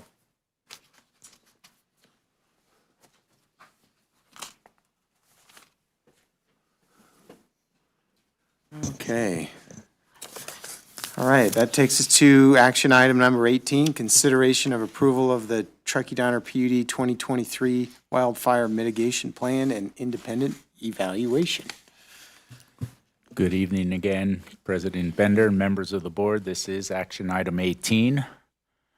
Devastating wildfires throughout California have prompted electric utilities to take action. This was formalized under SB 901, Senate Bill 901, which took effect in September of 2018. It directs all California electric utilities to develop wildfire mitigation plans, or WMPs, related to power lines and equipment. SB 901 requirements for public-owned utilities specifically were that the annual WMP updates with presentations to governing bodies be presented at notice public meetings for comment and approval. That's what we're doing here tonight. Initial third-party independent review to ensure compliance with applicable rules, regulations, and standards. SB 901, essentially. That was done initially in 2019. And then comprehensive updates every 3 years. And this is the third year, so that's what we're doing here tonight as well. The history of the WMP and the board's engagement in this effort goes back again to workshops in 2019, initial plan development and independent review, approval of that plan and review in 2020, submittal to the Wildfire Advisory Safety Board in subsequent years for the annual reviews, and then again up here this year for the comprehensive review every third year, and this is our first comprehensive review. So again, this is our first comprehensive update. Because it's a bigger effort, staff had been doing the annual updates. We hired for consultants originally with the original plan, so we did bring in consultants again to help with this effort. DUDEC was brought in for the WMP updates, and they have a lot of experience in the state working with utilities. And then Guidehouse, formerly Navigant, was brought in for the independent evaluation, and they did do our first independent evaluation in 2019 as well. We did work through CMUA, and this is another CMUA success story. They have the Wildfire Preparedness, Response, and Recovery Working Group that I attend every 2 weeks with their regular calls. They created 6 sub-working groups to cover the topics of metrics, vegetation management, asset management, grid design and system hardening, risk modeling, and climate change, because we knew these were the issues in Sacramento that were being discussed, and the district staffed all 6 of those across our departments to make sure that we were really fully versed in what people in the state were doing, what our sister utilities were doing, what the requirements were. So the outline of the TDPUD 2023 Wildfire Mitigation Plan, utility overview and context, objectives of the WMP, roles and responsibilities, wildfire risks and drivers, wildfire prevention strategies, community outreach and public awareness, restoration of services, evaluation of the plan, the adoption process through the board and the public process, and then references, and that's consistent across the state with all the WMPs. I'm going to talk a little bit about our wildfire prevention and strategies, because every utility is a little different here. We've talked a lot in recent meetings about vegetation management and the significant investment this board has made in increasing that. We've talked about ELF fuses, another big project that we have, replacing current limiting fuses with modern ones. But those are 2 of a dozen and a half strategies that we pursue, and so I wouldn't want to lose the other ones. The pole replacement program, we talked about it a little tonight, and that's our Osmos contract that the board awarded. The outage management system, a tremendous tool. We use it for tracking, for metric reporting, and it helps us respond quicker to outages and in a more safe fashion. So that's a big investment. And then the recloser policy, one shot. All utilities do it. It has increased summer and fall outages, and that's something we've really had to educate our community on, but it has kept us safe. And so again, there's many practices and programs and projects that are all detailed in the plan, and I just wanted to highlight a few of them right now. So summary of key changes in 2023. We did respond to the achievable comments from the Wildfire Advisory Safety Board and put those in there. It does follow the format that the Wildfire Advisory Safety Board has requested. It includes the district's new outage management system, and it's really outage identification, management, and communications.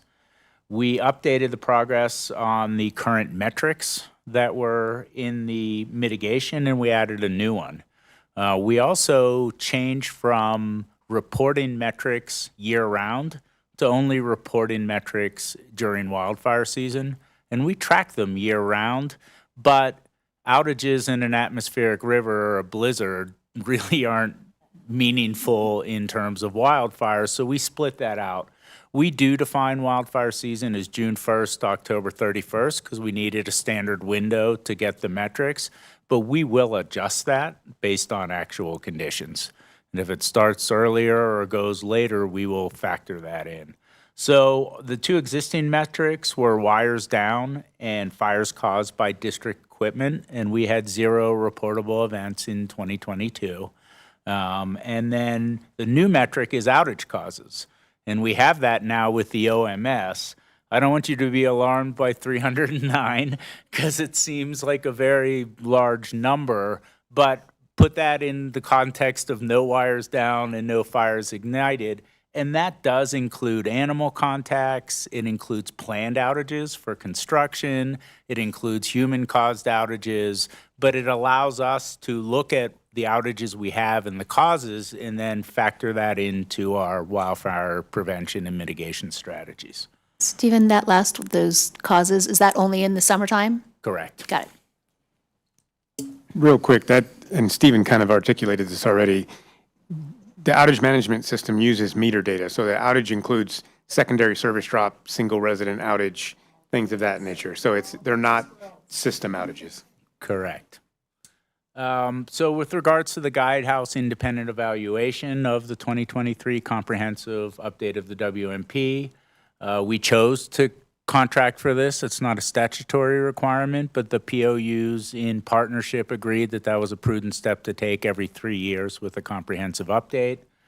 They reviewed the 2023 WMP as revised and presented by DUDEC, and the report concludes, and I don't want to steal the thunder for our financial audits, but you want a clean audit is essentially what this independent evaluation is against the requirements of the law. And it concluded that the WMP aligns appropriately with PUC Section 8387 and includes all required elements. And it concluded that the WMP is comprehensive as described through this report and in accordance with PUC Section 8387. So that's a very positive result. Fiscal impact, there is no direct cost associated with the approval of this 2023 WMP. However, staff and consultant resources needed to develop and maintain the district's WMP and comply with the changing landscape and the requirements of SB 901 have been significant. Notable and dramatic increases over the last few years in the amount of funds that we spend on vegetation management. And the overall costs are included in district budgets, past and present and future.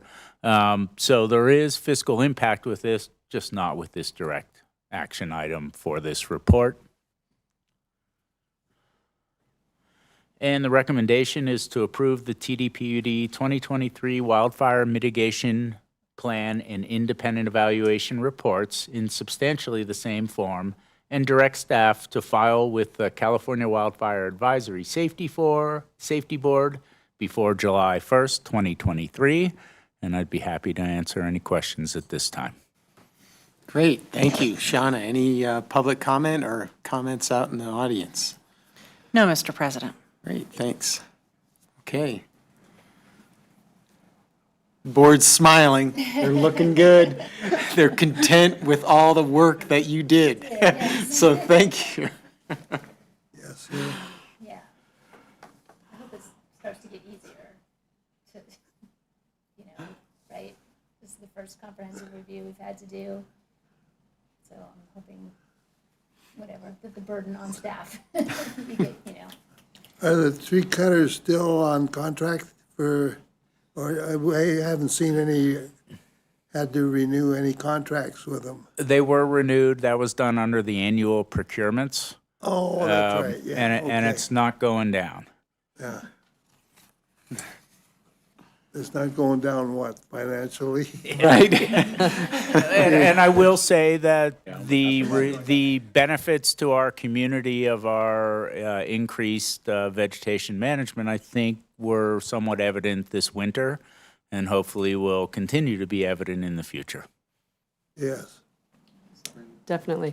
I was going to say, just on a side note, we got a notice at my house in Sierra Meadows that AT&T has a tree service that's going around and doing tree work. So we just got one of those door hangers, but they're also in the hood. They're going to cut them down even lower.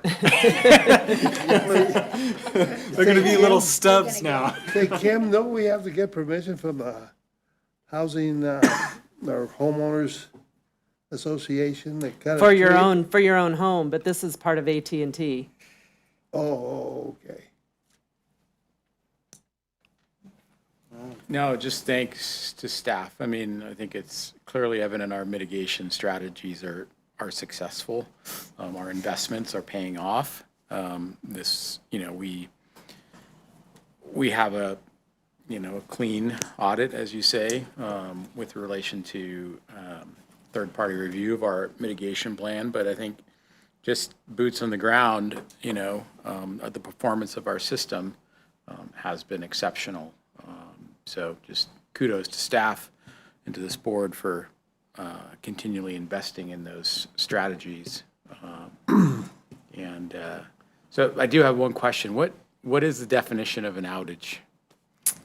I'm going to take a stab at this, and I might invite Joe up to the podium. An outage is a loss of power, and it can be a temporary loss of power, like a blink, like an intermittent contact. Now, our one-shots, our reclosers are in one-shot during this metric period. But I believe it can be as slow as intermittent to as long as, a full-blown outage. I mean, like, it's happening tonight, the lights seem to be blinking quite a bit. Haven't you noticed that? Yeah. I go, uh-oh. What's happening? No, I mean, and that's great because we're not ignoring what might be insignificant, short-term outages. We're including those. So that number at 309, I think, is very impressive. But just overall, I think the fact that that our plan is in compliance, our investments are paying off, I think is just a kudos to, like I say, the staff and board for recognizing the importance of what we're doing. And not just a knee-jerk reaction to underground everything in the world. Right. All right. We haven't moved yet. Are you gonna do that, Joe? We're doing now, I will. I move that we approve the TDPUD 2023 Wildlife Mitigation Plan and independent evaluation reports in substantially the same form and direct staff to file with the California Wildlife Safety Advisory Board before July 1st, 2023. I'll second that motion. File that baby. All right, we have a motion and second. Shauna, roll call. Yes, thank you. Director Aguirre? Yes, Director since I Finn? made the motion. Yes. Director Harris? Yes. Vice President Laliotis? Yes. President Bender? Yes. Thank you. Thank you. Great. Thank you, Steve. Yeah.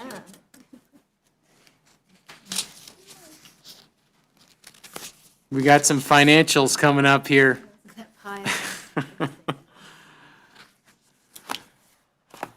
Number 19, consideration of the audited financial report for fiscal year 2022.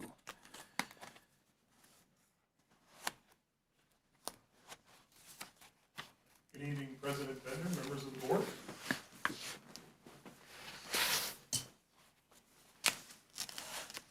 Good evening. Hey, there we are. This is action item number 19, the audited financial, consideration of acceptance of the audited financial report for fiscal year 2022. And with that, I will introduce Moss Adams partner Keith Simovic, who is here to present the findings for fiscal year 22 in the audit report.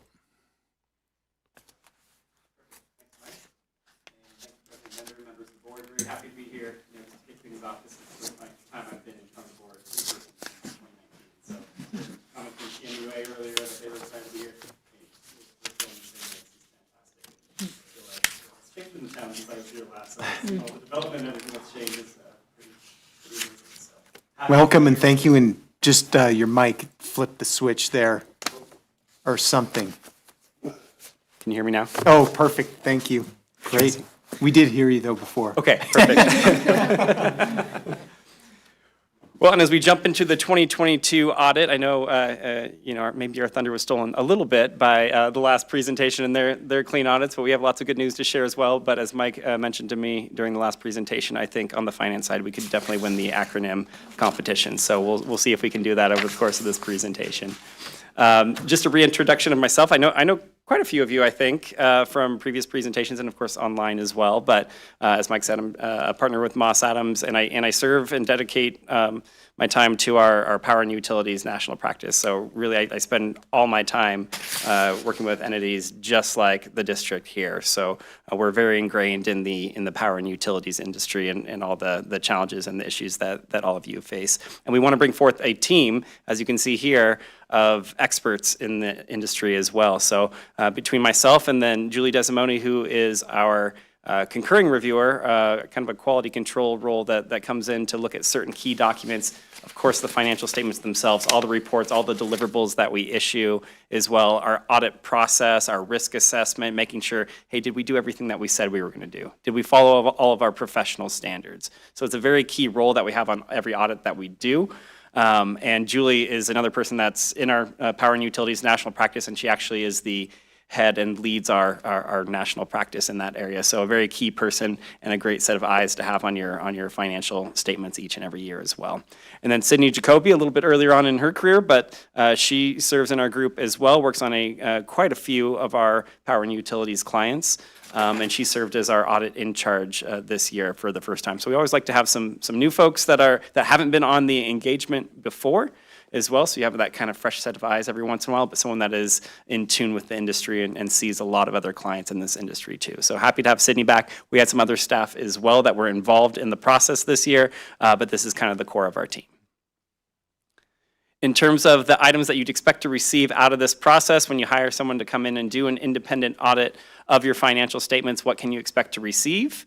In the case with the district, there's a couple different deliverables that we issue. Boxes 1 and 2 are related, but there's really kind of one deliverable that comes out of that. And that's really in box 1. And probably the report that you're most familiar with is our report over the fairness and accuracy of the financial statements, right? You'll find that towards the front. More towards the front of your financial statements, and that's through all the procedures that we're doing, all the testing to kind of validate the transactions and what's presented in your financial statements, making sure that there's actual supporting documentation to show that, hey, what you're recording has a business purpose, it was recorded at the right amount, recorded in the right period, follows all of the governmental accounting standards rules, right? So we do that testing, so at the end of the day, we can give that report and say whether we believe that financial statement before you is a fair and accurate presentation of the district's finances as of a point in time, so December 31st, 2022. Box 2 is related to that and related to the procedures that we do, but this is really kind of that technical review that we do of the actual financial statements themselves, making sure that they are in the form and presentation format that is required by the Governmental Accounting Standards Board. But we also take it a step further because your team takes it a step further. They put together what's called the Annual Comprehensive Financial Report, the ACFR. So there's your first acronym that we're going to throw out there. The ACFR is really your set of financial statements, but more to it, right? And it's not something that you're required to do. The district didn't used to do this, but puts together an additional documents that are included within that financial report. That then you can submit for the Certificate of Achievement in Financial Excellence in Financial Reporting that's put out there by the Government Finance Officers Association, GFOA. 2 acronyms, there we go. That's an award that you've submitted for and received the last 2 years, so very, very good news. So on top of the review that we're doing, a second set of group has a set of eyes on there to say, hey, does this meet all the bells and whistles, and does it go kind of a step beyond what the minimum requirements are? And you've been able to and been successful in receiving that award for the last 2 years. So very good news there, and I believe that you've already submitted for that award this year as well. And then on top of that, we issue our communication to those charged with governance. We'll go through what is included in that letter. Gives you a little more insight into this process. Did we run into any issues? Not just at the end of the day, did we have a clean opinion, but how did the audit go? Do you have any recommendations? Were there any concerns? Did you have issues with working with our team here? Those are the types of things that are included in that letter. Real quick, our audit process, how do we get to this point? I mentioned some of those things in some of the testing that we're doing, kind of alluding to those substantive procedures, and that's definitely where we're spending the bulk of our time, right? the detailed sampling, looking at documentation. But there's a number of other things that we're doing. It all starts with internal controls. We do that at the start of our audit fieldwork because we want to understand, as part of our risk assessment process, what are the procedures in place here at the district, and are those being followed? Not only, are they written policies, do they look good, but are they being followed? Can we see evidence of that? Are there those reviews, reconciliations, approvals? Are those happening all throughout the year if we pull a sample of transactions? So it's a very important piece of what we're doing. IT is continuing to be a greater and greater component of that. As more and more controls are in an IT environment, we need to understand how the system is controlled, who is giving access to folks within the system, how are they reviewing and approving that, how are they removing access in certain areas if someone switches positions or leaves the organization.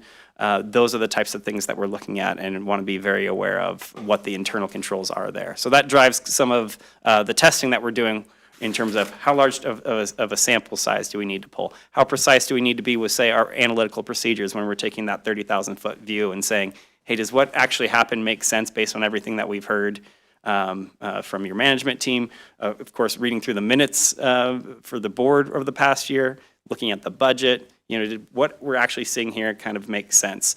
So that's another piece of what we're doing. And the internal controls is a huge piece in kind of driving how much work we have to do in that process. At the end of the day, this is what you want to see. Your report over the fairness and accuracy of the financial statements. We have our unmodified clean opinion, exactly what you want to see. And any third party that you're providing your financial statements to, definitely the GFOA, but bondholders, anyone else that wants to take a look at your financial statements, your ratepayers, if they're interested, will want to see that you've gotten, one, an audit completed, timely is very, very important, but two, that you've got a clean opinion, meaning that at the end of the day, the financial statements that are presented there give a complete and accurate picture of the district, which is very, very important.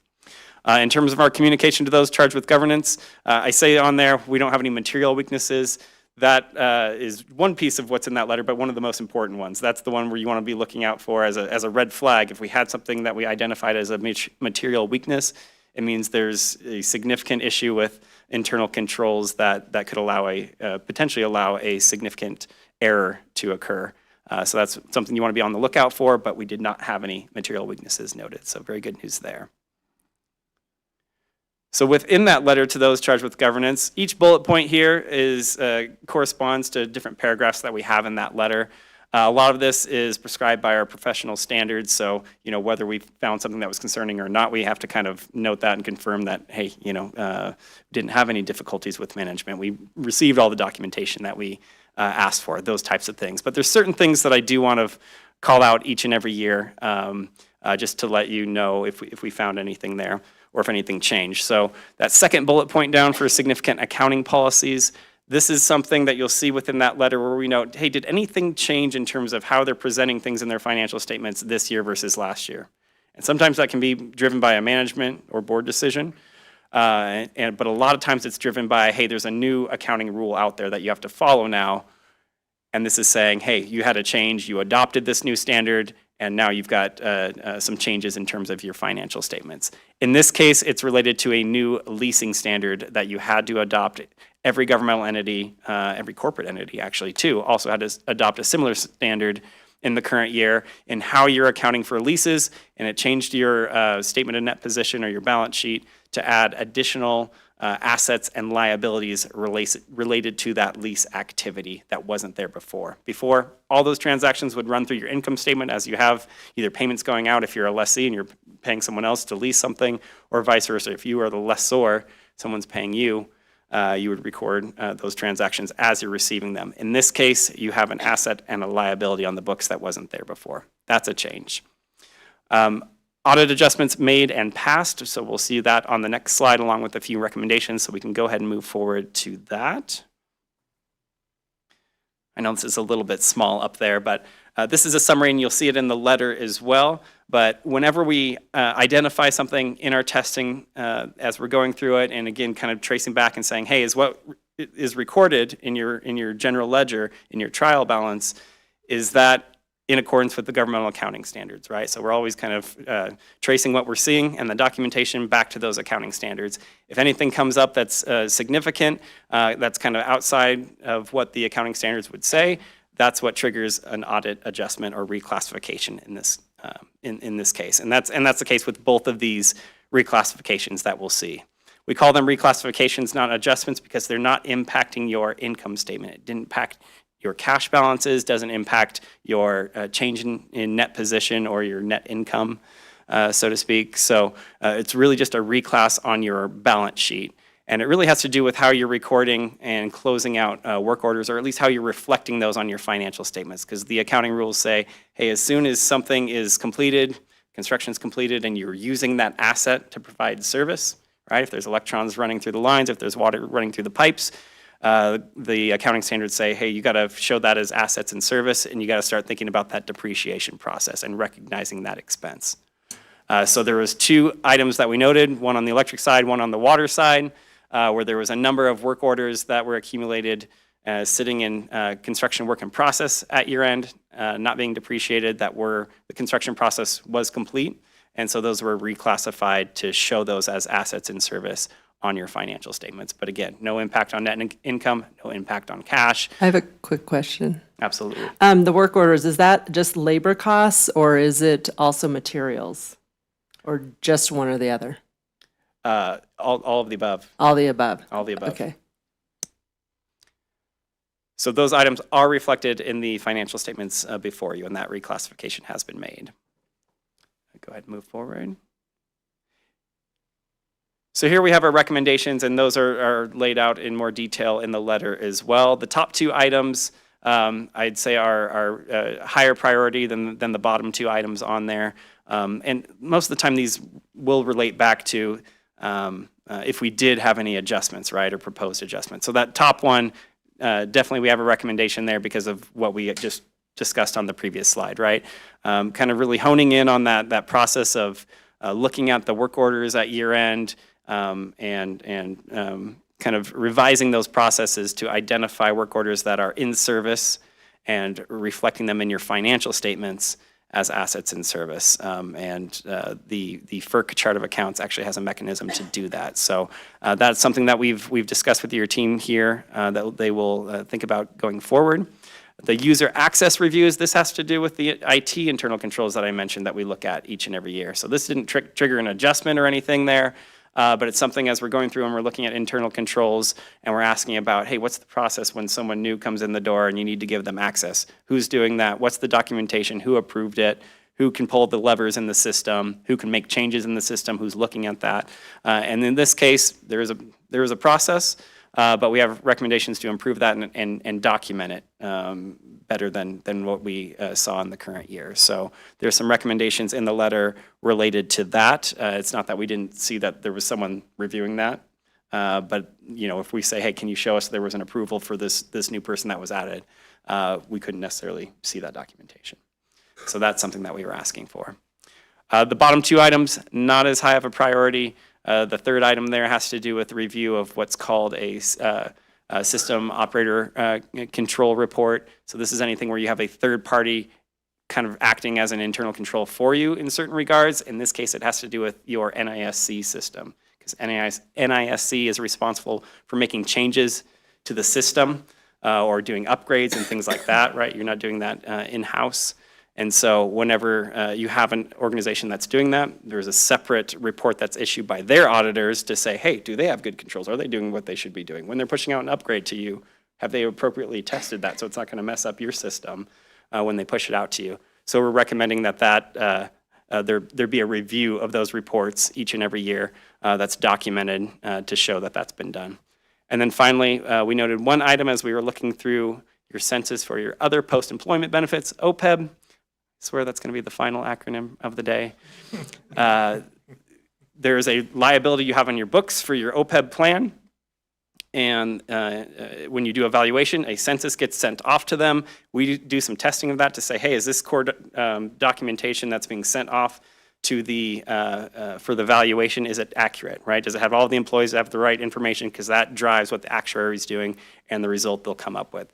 So as we were doing some testing, we were finding, at least in one instance of all the samples that we pulled, one instance where there's some dates that were slightly off from what we were seeing in personnel files. So that was something where we said, hey, a more, a better review and a better report really from your system to generate, because right now it's a very manual process to put that together and send that report off to your actuary in that case. So some recommendations there.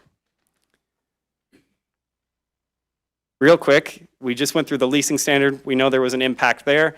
Now there's another one coming next year. Your finance team is very, very excited about this one as well, as just as much as they were with the leasing standard because of the changes that it will have. And there's a tremendous amount of work that goes into this. And with the leasing standard, there was as well. Your finance team worked very, very hard to implement that. This next one has to do somewhat very similar. The accounting is very similar to what we just saw with the leasing standard, where you have this asset and liability on the books. This one has to do with whenever you are using someone else's software, so you don't own the software, but you're paying a subscription payment for it. If you stop paying that, you don't get the software anymore, right? So that's what they're talking about with this subscription-based IT arrangements. Almost like a lease for IT software is what they're talking about. That wasn't part of the leasing standard, so now they're doing that with IT arrangements. It's something that your team definitely is aware of, they're working through. This will impact your financial statements for next year. So more changes to come there.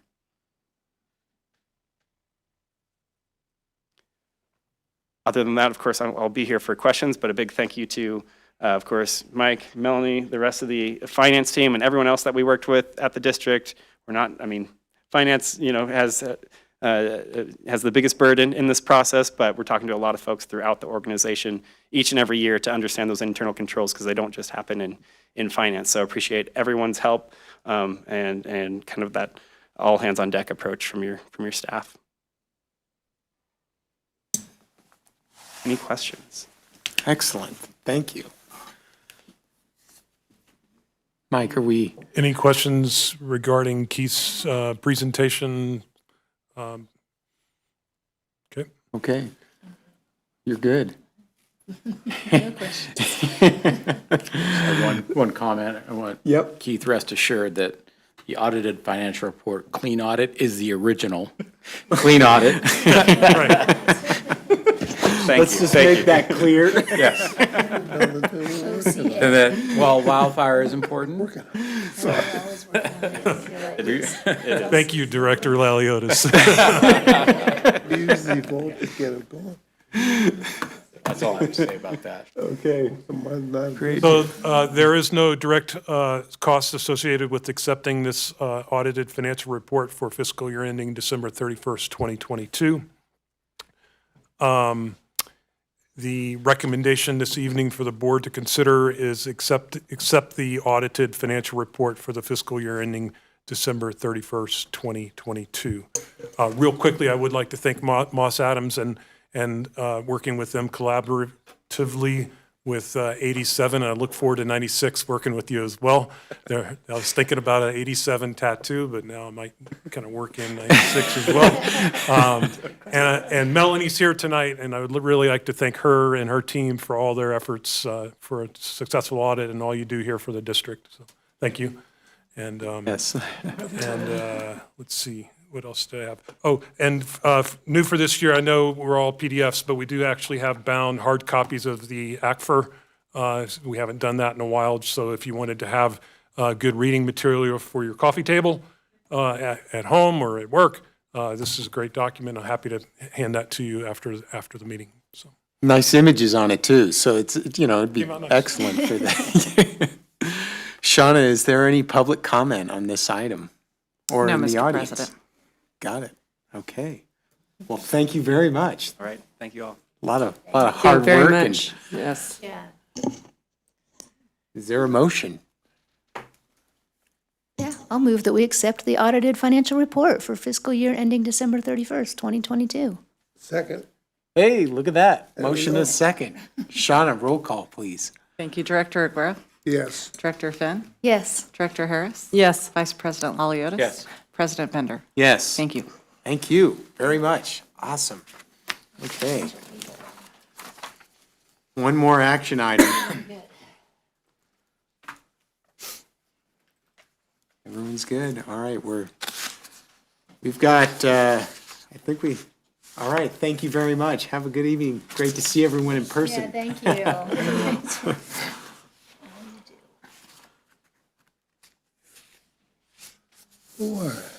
We've got an IRP, Joe. What's that? Consideration of a professional service agreement with Aspen Environmental Group for integrated resource planning services. Good evening, President Bender and members of the board. This is action item 20. Pardon me, never gets old.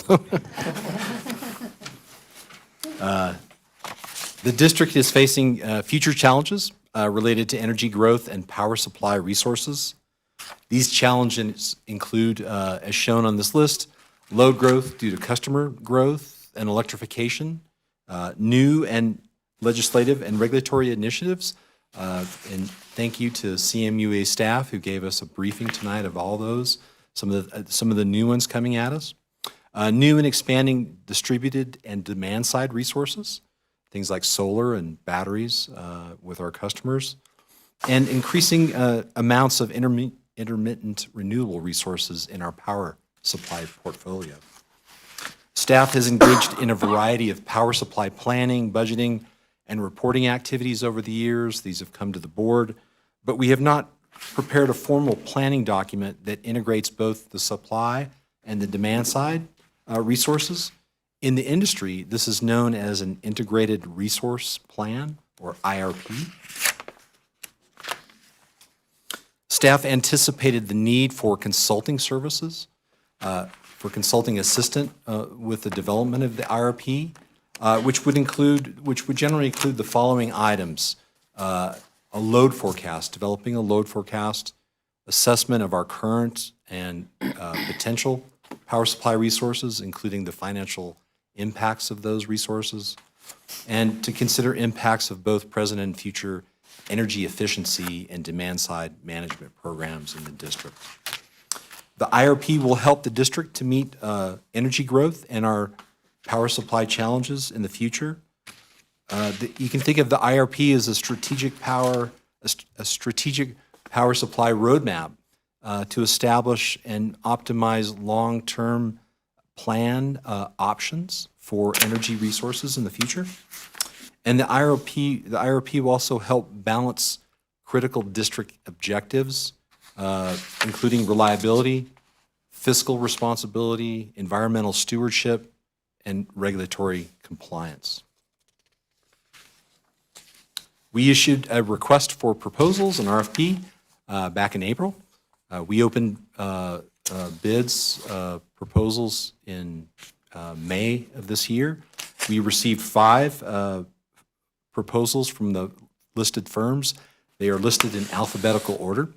And I would also note that they represent pretty much every region of the country, so we had a good response. Proposals were evaluated based on the 5 criteria listed on this slide, the last of which I will note is cost. I won't read the others. The staff committee evaluated the proposals based on the first 4 criteria for an overall technical ranking. The technical ranking results resulted in the firm Aspen being the most highest ranked technically. The cost proposals were then reviewed after all the technical ranking had been done, and there was quite a variance in price. They varied from a low of $120,000 to just shy of $300,000. GDS was the lowest cost proposal, and Aspen, the one that was ranked highest technically, was right in the middle. And then based on a review and ranking of the technical and cost proposals, the staff committee ranked the proposals in the following overall order. And I note that Aspen is the highest ranked overall. And although they were not the the cheapest, they were the strongest technically ranked, and we'll go into the details a little bit on their ranking in the next slide.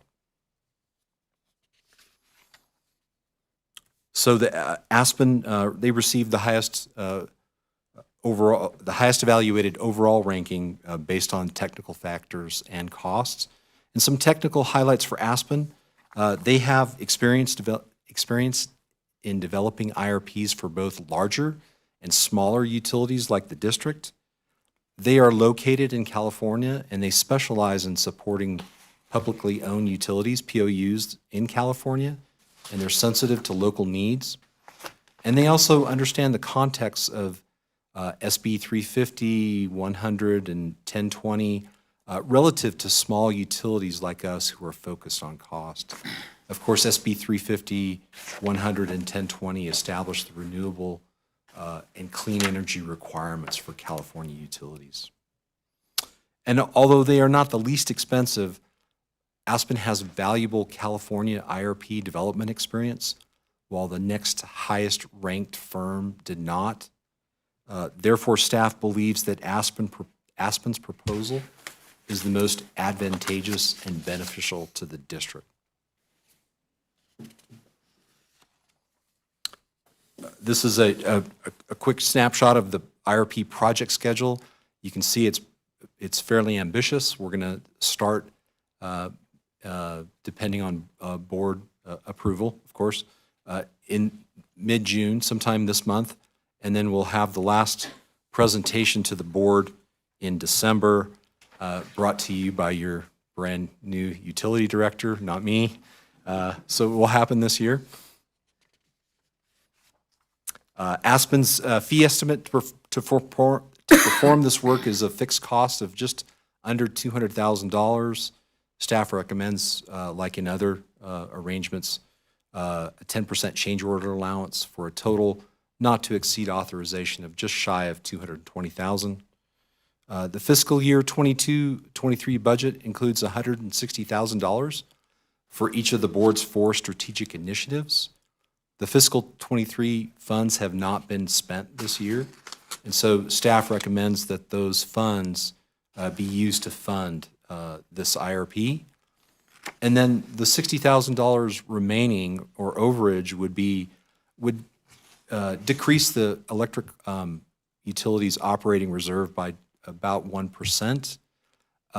However, there's the potential for the utility to be under budget for non-purchase power expenses this year. However,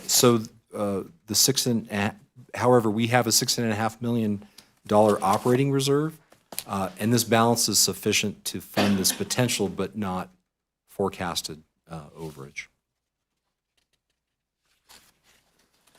Therefore, staff's recommendation is to authorize the general manager to execute a professional services agreement for integrated resource planning services with Aspen Environmental Group in the amount of $199,900 plus a 10% change order authorization for a total not to exceed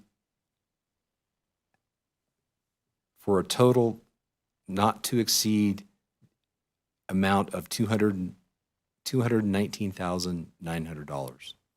Thank you, and I would be happy to answer any questions. For a minute. Oh, okay, all right. Thanks, Joe. Yeah.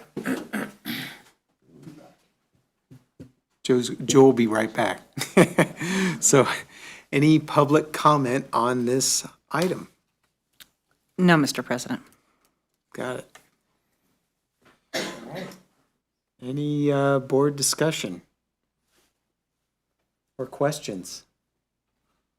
No, I appreciate the presentation. I'm surprised that only one California-based company put in a proposal, considering where we stand in the energy arena. So, yeah. But I appreciate the nexus between what they're doing and all of the complexities in California and how that will be a benefit. So, because I totally agree with that. So, thank you for the presentation, and I really look forward to seeing this play out. I have a couple questions. Please do. Okay, sorry. Oh, you're all good. Thank you very much for this. Is this going to be we're getting this information put together and this report done within 6 months. That's a quick 200 grand that's going to be spent in 6 months. Is this something that's going to be an annual item that will have to be updated? Like the wildfire plan needs to be updated, every 3 years. Or is this just kind of a one-shot deal? Well, that's a great question. I would You're like, say I'm retiring. Ask the next guy. Joe's out, man. It's a one-time deal for Joe. I believe that this certainly can be revisited in the future. I think this document and this plan will help the district for the next several years. I think certainly it could be, the board could consider updating this in the future. It's a rapidly changing world and environment in the power industry. But I think to help the board, a lot of what they're going to provide as listed in, I didn't get into the details of the proposal, but they will help provide some tools to us so that we can, like spreadsheet-based tools, so that we can run our own scenarios. So I think what they're going to provide in this report is something that staff can use for the years to come. But there may be a point at which the board decides with staff recommendation to refresh it. But I think it could last several years. I'd like to add to that, the IRP has a couple of horizons or windows that it's looking at in terms of planning timelines, 5, 10, 15, et cetera. And so a lot of those reports, the planning reports, include assumptions. And if we talk about the energy sector, there are a lot of assumptions out there in terms of the timing of available resources, the cost of available resources, transmission of available resources, and then demand-side technologies can change quite rapidly. We're seeing it. And so I think any planning report has value as long as those assumptions are still valid. And so as you talk about financial master plans, capital improvement master plans, you work through the assumptions. And I think what I would imagine, what I envision in presenting to the board would be that as some of those assumptions evolve, we can do maintenance proposals, so to speak, of the IRP. And so you contract out certain components to reevaluate it. And it may be the same consulting firm or another one that has more acute expertise in certain areas of the plan that we're, as a district, are no longer certain of. And so this initial step is big. We're building the foundation blocks of this plan, and then we continue to evaluate it with our strategic plan and some of the changing of the energy landscape. Okay, the next question, as you talk about planning, with the changeover with a new manager, new director that's coming in, is this going to be something that the new director is, should the new director have kind of input on it? Like, is it something that we need to hold off for 6 months until the new director gets their feet wet and understands it? Or is this something that we're like, nope, we're doing it now and we're gonna, give it to the new person to implement, or just have another tool, I guess, in the tool chest of training the new person? Great question. The IRP is a planning document that really paints a picture of the current landscape and forecasted changes and challenges. And so regardless of who the utility director is at any given time, it's a district board and staff planning document to give us kind of foundational direction of where we're going long term. The new utility directors in the future and each subsequent member of the board or staff member will use that document and will continually update it so that it's relevant. It's not a policy document, it's a planning document. And so I think it has value, tremendous value, regardless of, who our successors are in interest, so to speak. Okay, and then the last big question I have is, I know that we just spent a lot of money out of our reserve budget for electricity. And is this kind of still chipping away at that reserve? And that may be more of a question for Mike, or is it a different reserve bucket?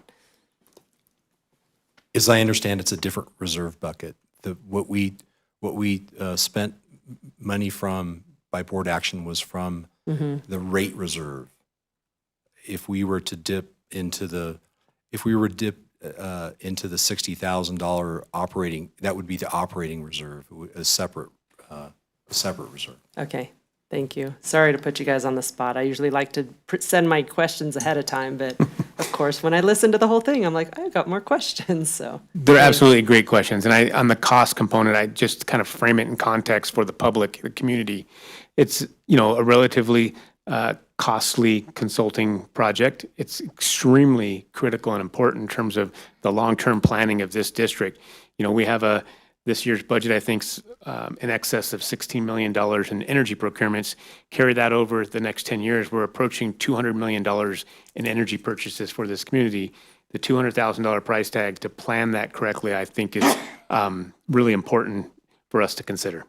I appreciate that you went out for an RFP for it, so, and, it's funny because sometimes the least expensive one is not always the best option, so I'm glad to see that you chose the right one for us.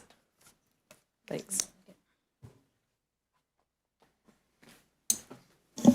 Well, I agree with Director Laliotis that I'm very interested to see what comes out of this process, what this plan looks like. It is my hope that a solid document will help us to avoid the sorts of events that happened last December with proper planning, like, of course, the best you can, understanding the volatility. But I think that there are, I think everybody's going to learn from all of these events moving forward each time that maybe we can, well, for example, UAMPS came up with a response to try to help mitigate those things in the future. So I'm hoping that this integrated resource plan can help us as a district to do a similar thing, just become more prepared for the things that we can't prepare for. But you have to try, right? And there's, it's nice to have CMUA here to sort of remind us about the regulatory burdens, what the legislature is talking about. California just, the CEC just set, there we go, demand response goals. They set, which is something they've never done before, which I'm sure is going to lead to policy being passed, just like the RPS, starting whatever that was 15 years ago. First they set goals, then they set the standard that we all have to abide by. So we're going to be seeing lots of shifts in how we, that are going to be mandated, right? So this is going to help us, again, help us see those coming, help us craft our own policies that we can comply with those things. There are so many things that I think an IRP can help with. Our second generation net metering decisions, what do we want those to look like? Lots of things to consider in that. A new bill just passed that EVs need to have bidirectional charge capacity. If we add that into our thinking about things, what does that look like as a resilience resource for the district? Just all of these things that I'm sure Aspen is going to fold into this plan. It's complex. It's really complex business that how all these individual things, again, we've seen that our legislators can sort of create things that don't fit into the puzzle, right? Like it's a weird extra piece that it doesn't work. So I think this is money that will be very well spent. And I'm really fascinated by this whole sort of three-dimensional real-time thing. So thank you. That's my feedback. Did you just say a three-dimensional lasagna graph? Yeah. I mean, what? Let's just eat lasagna. It'll be good. I did. It's fascinating. Yeah, no, it is. I'm super stoked about the IRP and really diving into this and having a great long-term plan. So, and being able to just rely on that to help us out with what everyone experienced in the West Coast regarding this. You know, I always like to just remind myself of that. It wasn't just us. It was everyone experienced that same overage of $3+ million for us. And this is going to be a great way to try and help with that in the future. So we're like, yeah, if we can get excited about power, here we are. This is it. All right, I'll move staff's recommendation. I'll second that. All right, Shauna, roll call. Thank you. Director Aguirre? Yes. Director Finn? Yes. Director Harris? Yes. Vice President Laliotis? Yes. President Bender? Yes. Thank you. Great. All right, we have 2 more items before a break. All right, thank you very much. All right, we got some treasurer's report, fund balances for the month of March 2023 and disbursements for the month of April 2023. Any questions? Any public comment? No, Mr. President. Is there a motion to pay the bills, Joe? Move to pass the motion. All right. Joe's got a motion on item number 21. Is there a second? I'll second it. Shauna, roll call, please. Director Aguirre? Yes. Director Finn? Yes. Director Harris? Pay Yes. the bills. Vice President Laliotis? President Bender? Yes, we have paid the bills that have already been paid. Yeah. Right on. All right, we got some minutes, May 3rd, May 24th, 2023. Comments, public comment, No public comment, sir. board, No comment. motion? Not quite a motion yet. When I was looking over the minutes, I just noticed that some of the staff that said that they were present were actually not there. So I sent it over to Brian, and I think you guys were going to look at who was in attendance and who wasn't. So I will make a motion with those changes for those minutes. Perfect. Staff has yet to be able to confirm the kind of the accuracy of the attendance listed in the minutes versus the video or the actual attendance there. So we could either hold off the approval of the minutes or approve them contingent upon correcting the attendance to make it accurate. That's fair. Sure. Is there a second with that? I'll second. Motion and a second. Roll call, please. Director Aguirre? Yes. Director Finn? Yes. Director Harris? Yes. Director Laliotis? Yes. President Bender? Yes. Thank you. Thank you. Okay. All right, next item up, 23, closed session pursuant to Government Code Section 54956.9D2. Conference with legal counsel, exposure to litigation, 1 case. So we'll take a short recess and then dive into closed session. All right, thank you, everyone. All right.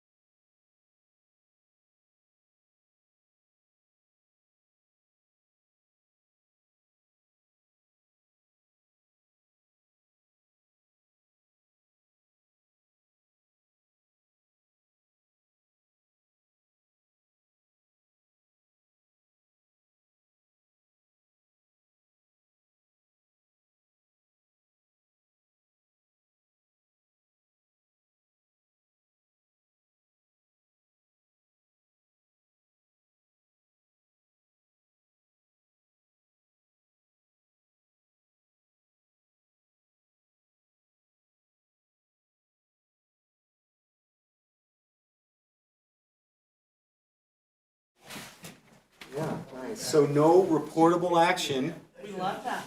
And we're done. So I'm going to call meeting adjourned. 8:51.